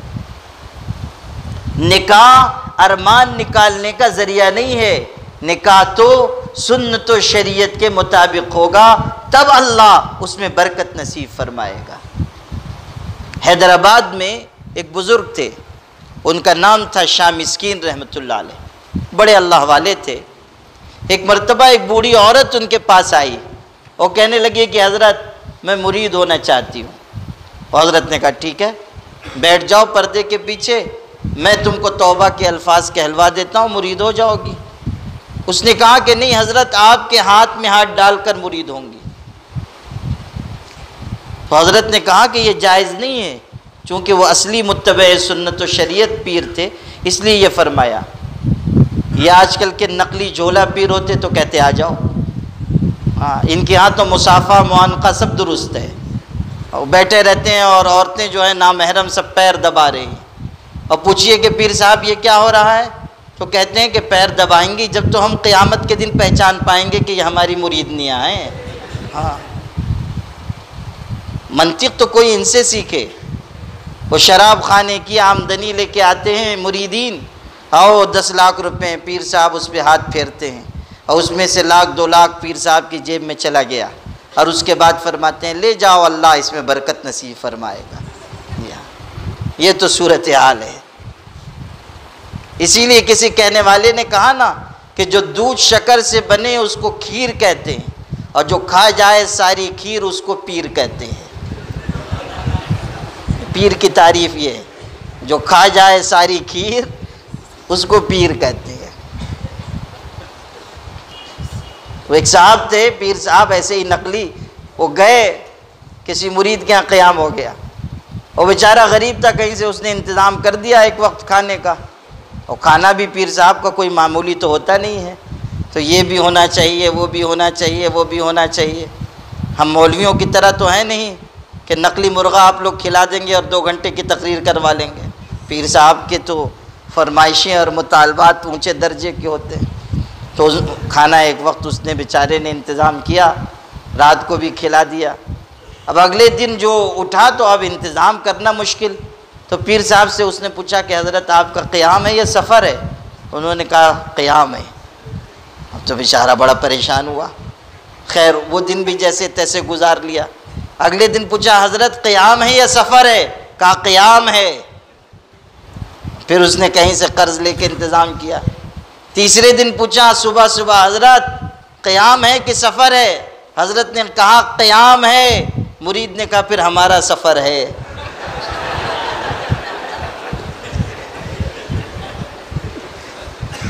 اب جو ہے قوت برداشت سے باہر ہے، تو اب ہمارا سفر ہے۔ تو وہ جو ہے وہ اصلی پیر تھے۔ تو جب وہ خاتون نے کہا کہ میں آپ کے ہاتھ میں ہاتھ ڈال کر مرید ہوں گی، تو حضرت نے کہا منع ہے۔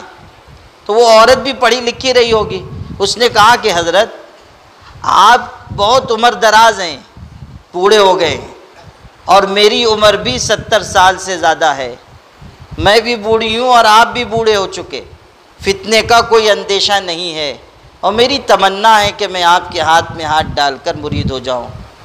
دلیل کیا دی کہ میں بھی بوڑھی ہوں اور آپ بھی بوڑھے ہیں۔ تو اب اس شخص نے جو جواب دیا وہ میں آپ کو سنانا چاہتا تھا، ایسا جواب دیا جو آب زر سے لکھے جانے کے لائق ہے۔ اس اللہ کے بندے نے کہا کہ سن، یہ سچ ہے کہ تو بھی بوڑھی ہے اور میں بھی بوڑھا ہوں، مگر یاد رکھ اللہ تعالیٰ کی شریعت کل بھی جوان تھی اور آج بھی جوان ہے۔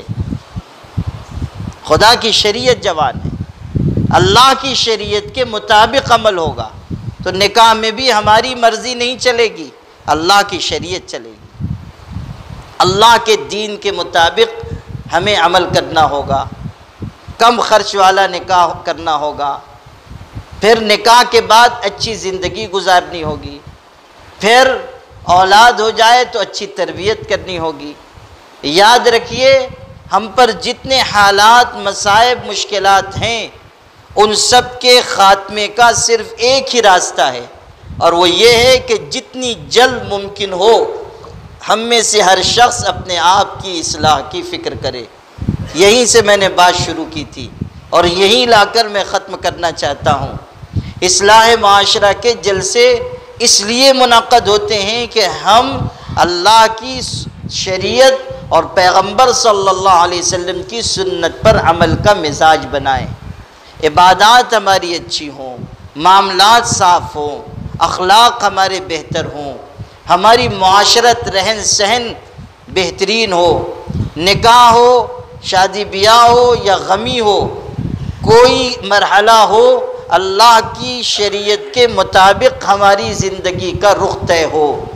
اور یہ جو رسومات آ گئی ہیں نکاح میں، چاہے وہ بارات ہو، چاہے وہ لڑکی والوں کے ہاں دعوت طعام ہو، یہ بھی درست بات نہیں ہے کہ لڑکی والوں پر بوجھ ڈالا جائے کہ تم کھانا کھلاؤ، اور لڑکے والے بھی اس طور پر دعوت کھانے چلیں جیسے معلوم ہو کہ کوئی فوج دوسری فوج پر حملہ کرنے جا رہی ہے، بالکل پوری تیاری کے ساتھ اسلحے اور ساز و سامان سے لیس ہو کر۔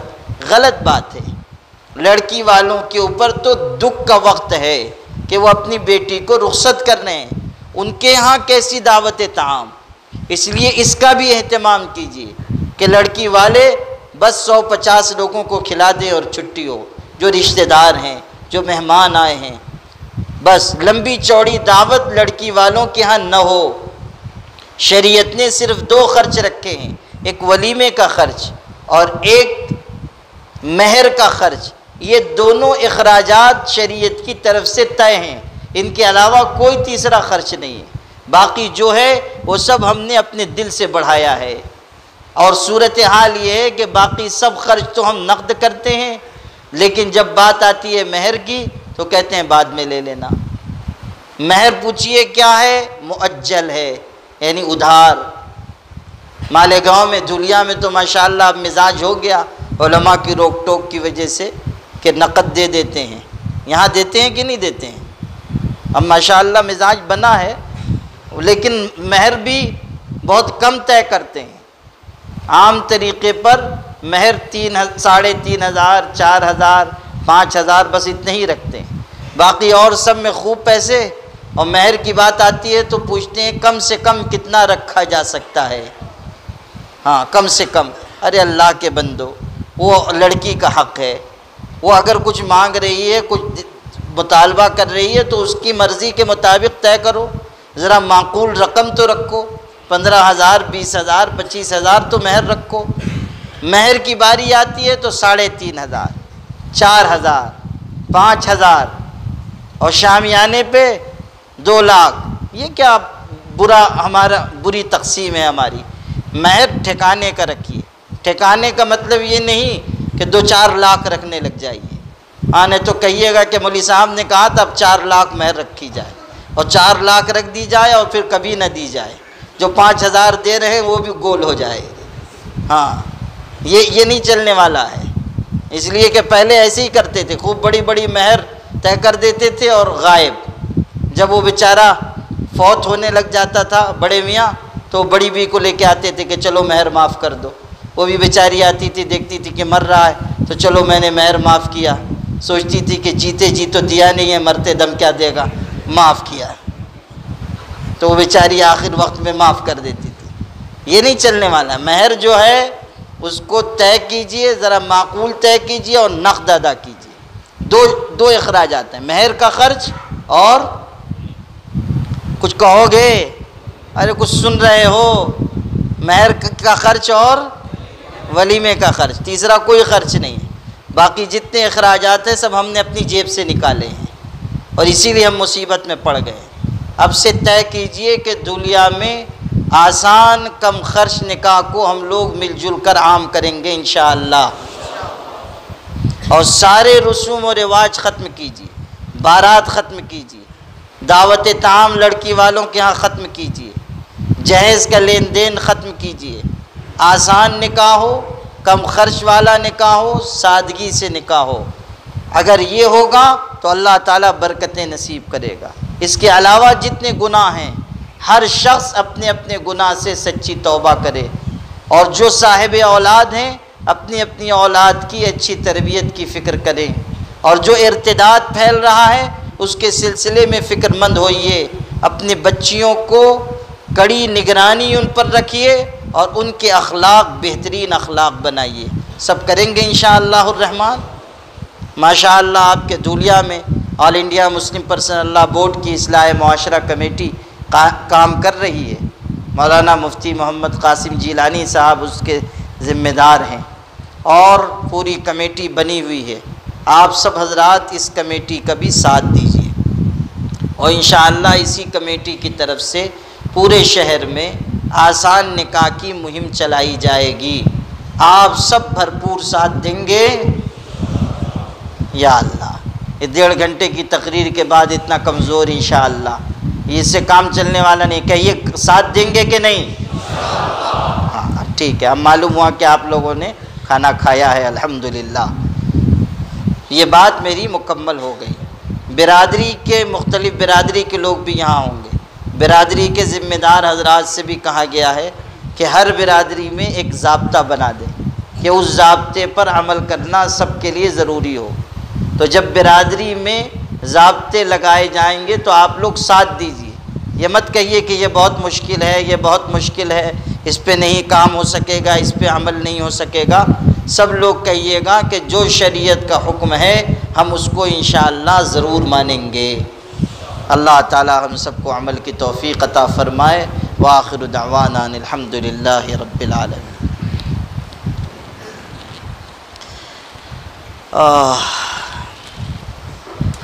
اللہ کی طرف متوجہ ہو کر بیٹھ جائیے اور دعا کر لیجیے.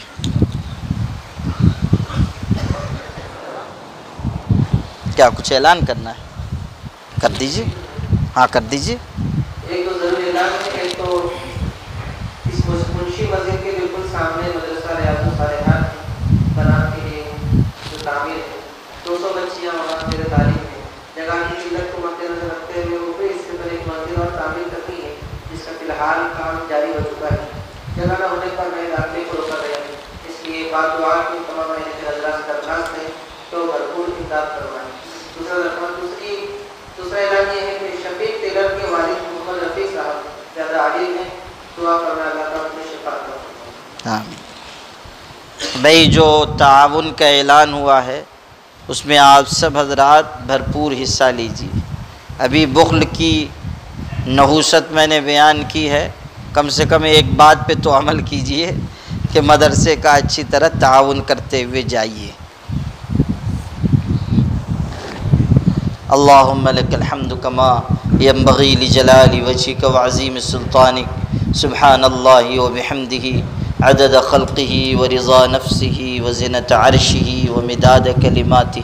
اللہم صل علی سیدنا محمد وعطرتہ بعدد کل معلوم لک. اللہم انت السلام ومنک السلام تبارکت یا ذا الجلال والاکرام. اللہم الہمنا رشدنا واعذنا من شرور انفسنا. اللہ آپ کریم ہیں، آپ ارحم الراحمین ہیں۔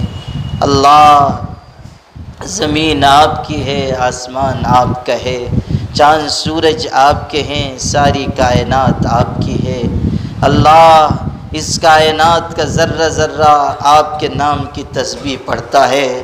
اللہ درخت کا پتا پتا آپ کی حمد و ثنا بیان کرتا ہے۔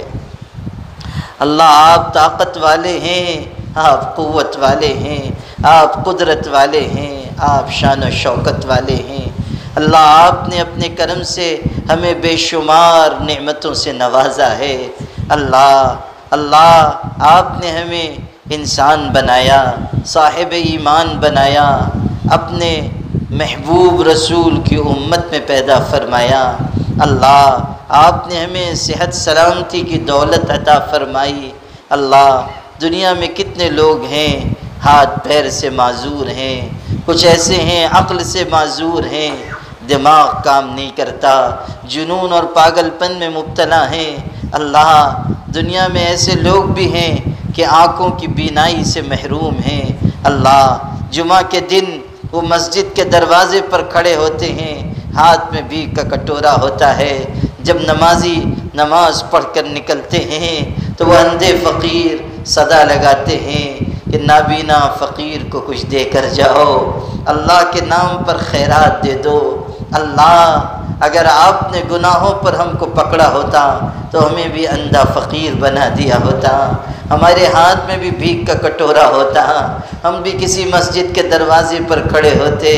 مگر اللہ آپ کتنے اچھے ہیں، اللہ آپ کتنے پیارے ہیں، اللہ آپ کتنا رحم کرنے والے ہیں، اللہ آپ کتنا معاف کرنے والے ہیں۔ اللہ آج تک آپ نے گناہوں پر ہماری پکڑ نہیں فرمائی ہے۔ اللہ ہم گناہ کرتے رہے اور آپ نظر انداز کرتے رہے، اللہ ہم نافرمانی کرتے رہے اور آپ چھوٹ دیتے رہے۔ اللہ جب آپ نے آج تک ہمیں عافیت میں اور نعمت میں رکھا ہے تو اللہ اپنے فضل سے ہم سب کو سچی توبہ کی توفیق عطا فرما۔ اللہ ہم سب کی مغفرت فرما، اللہ ہماری مغفرت فرما، اللہ ہماری مغفرت فرما، اللہ ہماری مغفرت فرما، اللہ ہماری مغفرت فرما۔ اللہ ہم آپ کے آگے اسی طرح ضد کریں گے جیسے چھوٹا بچہ اپنے باپ کے آگے ضد کرتا ہے، کہتا ہے ابو پیسہ دو، باپ نہیں دیتا، پھر مانگتا ہے، باپ ڈانٹ دیتا ہے، آخر میں وہ بچہ اپنے باپ کے پیروں سے لپٹ جاتا ہے، دامن سے چمٹ جاتا ہے، کہتا ہے ابو اگر آپ نہیں دیں گے تو پھر کون دے گا؟ بس باپ کو پیار آ جاتا ہے، وہ اس کو سینے سے چمٹا لیتا ہے، کہتا بیٹا تو نے سچ کہا، میں نہیں دوں گا تو پھر کون دے گا؟ اللہ ہم بھی تو آپ کے بندے ہیں، اللہ ہم بھی تو آپ کے محبوب نبی کی امت ہیں۔ اللہ ہم بھی آپ سے یہی کہتے ہیں کہ اگر آپ نہیں معاف کریں گے تو پھر کون معاف کرے گا؟ آپ نہیں بخشیں گے تو پھر کون بخشے گا؟ اللہ ہم اعتراف کرتے ہیں کہ گنہگار ہیں، اللہ ہم اقرار کرتے ہیں کہ خطا کار ہیں، اللہ ہم اقبالی مجرم ہیں، اللہ ہم اقبالی مجرم ہیں۔ اللہ ہم آپ کے در پر اپنی ندامت اور پشیمانی کا اظہار کرتے ہیں۔ اللہ ہم گنہگار سہی مگر آپ کی رحمت کے امیدوار ہیں، عفو و کرم کے طلبگار ہیں، اپنے کرم سے اسی وقت ہم سب کو معاف فرما۔ اللہ معاف فرما، اللہ معاف فرما، اللہ معاف فرما، اللہ توبہ قبول فرما، اللہ توبہ قبول فرما، اللہ توبہ قبول فرما۔ اللہ ہماری مغفرت فرما، ہمارے ماں باپ کی مغفرت فرما۔ اللہ ہمارے ماں باپ کا ہم پر بڑا احسان ہے، انہوں نے بھوکا رہ کر کھلایا ہے، پیاسا رہ کر پلایا ہے، گیلے میں سو سو کر ہمیں سوکھے میں سلایا ہے، نہ جانے کتنی راتیں ہمارے لیے بے احرامی میں گزاری ہیں۔ اللہ اس مجلس میں علماء بھی ہیں، حفاظ بھی ہیں، اللہ ائمہ بھی ہیں، اللہ ہمارے ماں باپ نے اور بڑی قربانی دی، ہمیں اپنی آنکھوں سے دور مدرسے میں پڑھنے بھیج دیا، اپنے کلیجے پر پتھر رکھ کر بھیجا۔ اللہ ہمارے امی ابو کو یاد آتی ہوگی، وہ تکیے میں منہ چھپا چھپا کر رو لیتے ہوں گے۔ اللہ صبح آٹا گوندتے گوندتے امی یاد کرتی ہوگی، سوچتی ہوگی میرا بچہ یہاں تھا، میں اس کے کپڑے بھی دھل دیتی تھی، بستر بھی بچھا دیتی تھی، سر میں تیل بھی ڈال دیتی تھی۔ مدرسے میں کون دیکھتا ہوگا، کون میرے بچے کی خدمت کرتا ہوگا، کون اس کے سر میں تیل ڈالتا ہوگا۔ اللہ یہ سوچ سوچ کر ان کے مبارک آنسو آٹے میں گرتے ہوں گے۔ اللہ انہوں نے قربانی دے کر ہمیں عالم حافظ بنایا، آپ کی مسجدوں کے مصلی پہ کھڑے ہونے کے لائق بنایا۔ اللہ اگر ہمارے ماں باپ جاہل بھی ہوں تو ان کو معاف فرما، اللہ معاف فرما، اللہ معاف فرما، اللہ معاف فرما۔ اگر وہ زندہ ہوں تو ان کی عمر میں برکت عطا فرما، اور اللہ اگر دنیا سے جا چکے ہوں تو ان کی قبروں کو نور سے بھر دے، ان پر رحمتوں کی بارش برسا دے، ان کے اگلے مرحلوں کو آسان فرما دے۔ پیارے اللہ اس مجمع میں کتنے لوگ ایسے ہوں گے جن کے سر سے شفقت کا سایہ اٹھ چکا ہے، یا باپ رخصت ہو گیا، یا ماں رخصت ہو گئی، یا دونوں رخصت ہو گئے۔ اللہ انسان کتنا ہی بڑا کیوں نہ ہو جائے، کسی منصب تک کیوں نہ پہنچ جائے، مگر اپنے مرحوم ماں باپ کو نہیں بھولنے پاتا۔ خوشی اور غمی کے ہر موقع پر ان کی یاد آتی ہے۔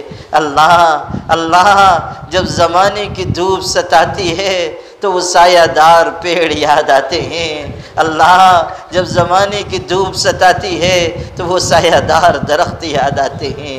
اللہ کتنے لوگ ہیں جن کے ماں باپ دنیا سے چلے گئے۔ اللہ انسان عید کی نماز پڑھ کر اپنے گھر آتا ہے، بھائی اس کے بھائی بہن مل جاتے ہیں، بیوی بچے مل جاتے ہیں، مگر وہ حسرت بھری نظر گھر کے در و دیوار پر ڈالتا ہے، سوچتا ہے آج اگر ابو زندہ ہوتے تو کتنا خوش ہوتے، اپنے سینے سے لگا لیتے، پیشانی چوم لیتے۔ آج امی زندہ ہوتی تو اپنے ٹھنڈے آنچل کی چھاؤں میں جگہ دیتی، اپنے ہاتھ سے لقمہ اٹھا کر کھلاتی، اپنے دوپٹے سے 10 روپے کا نوٹ کھول کر دیتی، کہتی بیٹا ایک غریب ماں کی عیدی ہے، اس کو قبول کر لو۔ اللہ انسان یہ سوچ سوچ کر روتا ہے مگر جانے والے واپس نہیں آتے۔ اللہ جو ماں باپ رخصت ہو گئے ان کو جنت نصیب فرما، جنت نصیب فرما، جنت نصیب فرما، جنت نصیب فرما۔ اللہ اپنی رحمت ان پر نازل فرما۔ خدا بندہ ان کے ساتھ رحم و کرم کا معاملہ فرما، رحم و کرم کا معاملہ فرما۔ اللہ اس پورے مجمع کی مغفرت فرما، اللہ سب کی مغفرت فرما، سب کی مغفرت فرما۔ اللہ پوری امت پریشان حال ہے، پوری امت مضطرب ہے، حالات کا شکار ہے۔ اللہ کتنا ظلم ہو رہا ہے، کتنا ستم ہو رہا ہے، مسلمانوں کا جینا تنگ کیا جا رہا ہے۔ اللہ مظالم کے شکنجے میں ان کو کسا جا رہا ہے، راہ چلتے ہوئے لوگوں کو مارا جا رہا ہے۔ اللہ کتنے مسلمان بھائی تھے، راستہ چلتے ہوئے ان کو پکڑا گیا، مارا گیا، شہید کر دیا گیا۔ اللہ کتنے بوڑھے تھے سفید داڑھیوں والے، ان کو مار مار کر انہی کے خون سے ان کی داڑھیوں کو رنگین کر دیا گیا۔ اللہ مرتے دم انہوں نے آسمان کی طرف چہرہ اٹھا کر دیکھا ہوگا اور دل ہی دل میں سوچا ہوگا متی نصر اللہ، کہ اللہ آپ کی مدد کب آئے گی، آپ کی نصرت کب نازل ہوگی۔ اللہ اس ملک میں اہل ایمان پر مظالم کے پہاڑ توڑے جا رہے ہیں اور آپ کے علاوہ کوئی مدد کرنے والا نہیں ہے، آپ کے علاوہ کوئی ترس کھانے والا نہیں ہے۔ خدا بندہ فریاد لے کر جائیں تو کہاں جائیں، اپنے ہاتھ پھیلائیں تو کس کے آگے پھیلائیں۔ خدا بندہ اس پوری امت پر رحم فرما، پوری امت پر رحم فرما۔ اہل ایمان کو اس ملک میں غلبہ عطا فرما، اہل ایمان کو غالب فرما، اہل ایمان کو غالب فرما، اہل ایمان کو غالب فرما۔ اللہ ظالموں کو یہ موقع نہ دے کہ وہ مسلمانوں پر ظلم و ستم کے پہاڑ توڑیں، اور پھر مسلمانوں سے یہ کہیں کہ کہاں ہے تمہارا اللہ جو تم کو ظلم سے نجات دے، کہاں ہے تمہارا پروردگار جو تم کو مصائب اور مشکلات سے خلاصی عطا کرے۔ پیارے اللہ ہم سب پر رحم فرما، ہماری بگڑی بنا دے، ہمارا مقدر چمکا دے، ہمارا مستقبل تابناک فرما دے۔ اللہ اس ملک میں مسلمانوں کے لیے باعزت طریقے سے رہنا اور جینا آسان فرما۔ اللہ ہماری اہل و اولاد کو دین پر استقامت عطا فرما، اللہ دین پر انہیں جمنا نصیب فرما۔ اللہ قیامت تک آنے والی ہماری نسلوں کو دین و ایمان پر قائم فرما، کفر سے، شرک سے، ارتداد سے، بہکنے بھٹکنے سے ہماری اور ہماری نسلوں کی حفاظت فرما۔ اللہ ہماری بچیوں پر رحم فرما، اللہ ارتداد کے فتنوں سے ان کی حفاظت فرما۔ اللہ پوری امت کے لیے آسانیاں پیدا فرما، کشادگی عطا فرما، رحمت و برکت عطا فرما۔ اس بستی کے مسلمانوں کو عزت عطا فرما، غلبہ عطا فرما۔ اللہ ہم سب کو پاک کلام سے محبت عطا فرما، حضور پاک صلی اللہ علیہ وسلم سے والہانہ تعلق عطا فرما، ان کے لائے ہوئے دین پر جینا مرنا نصیب فرما۔ اللہ حضور پاک صلی اللہ علیہ وسلم کو ہم سب کی طرف سے بہترین جزا عطا فرما، اللہ بہترین بدلہ عطا فرما۔ اللہ انہی کی محبت پر ہمیں زندگی عطا فرما اور انہی کی محبت پر وفات عطا فرما۔ اس جلسے کے انتظام کرنے والوں کو قبول فرما، محنتوں کو، کاوشوں کو، کوششوں کو انجام تک پہنچانے کے فیصلے فرما۔ اللہ بہترین نتائج ظاہر فرما، ٹوٹی پھوٹی خدمت کو قبول فرما۔ اللہ ہم سب کو صالحیت اور صلاحیت عطا فرما۔ اللہ ہم سب کو نمازوں کا شوق عطا فرما، عبادت کی لذت عطا فرما، سجدوں کی کثرت عطا فرما، روزی میں کشادگی عطا فرما، حلال روزی عطا فرما، حرام کے ایک لقمے سے حفاظت فرما۔ اللہ ہماری دعاؤں کو مقبول فرما۔ سبحان ربک رب العزت عما یصفون وسلام علی المرسلین والحمد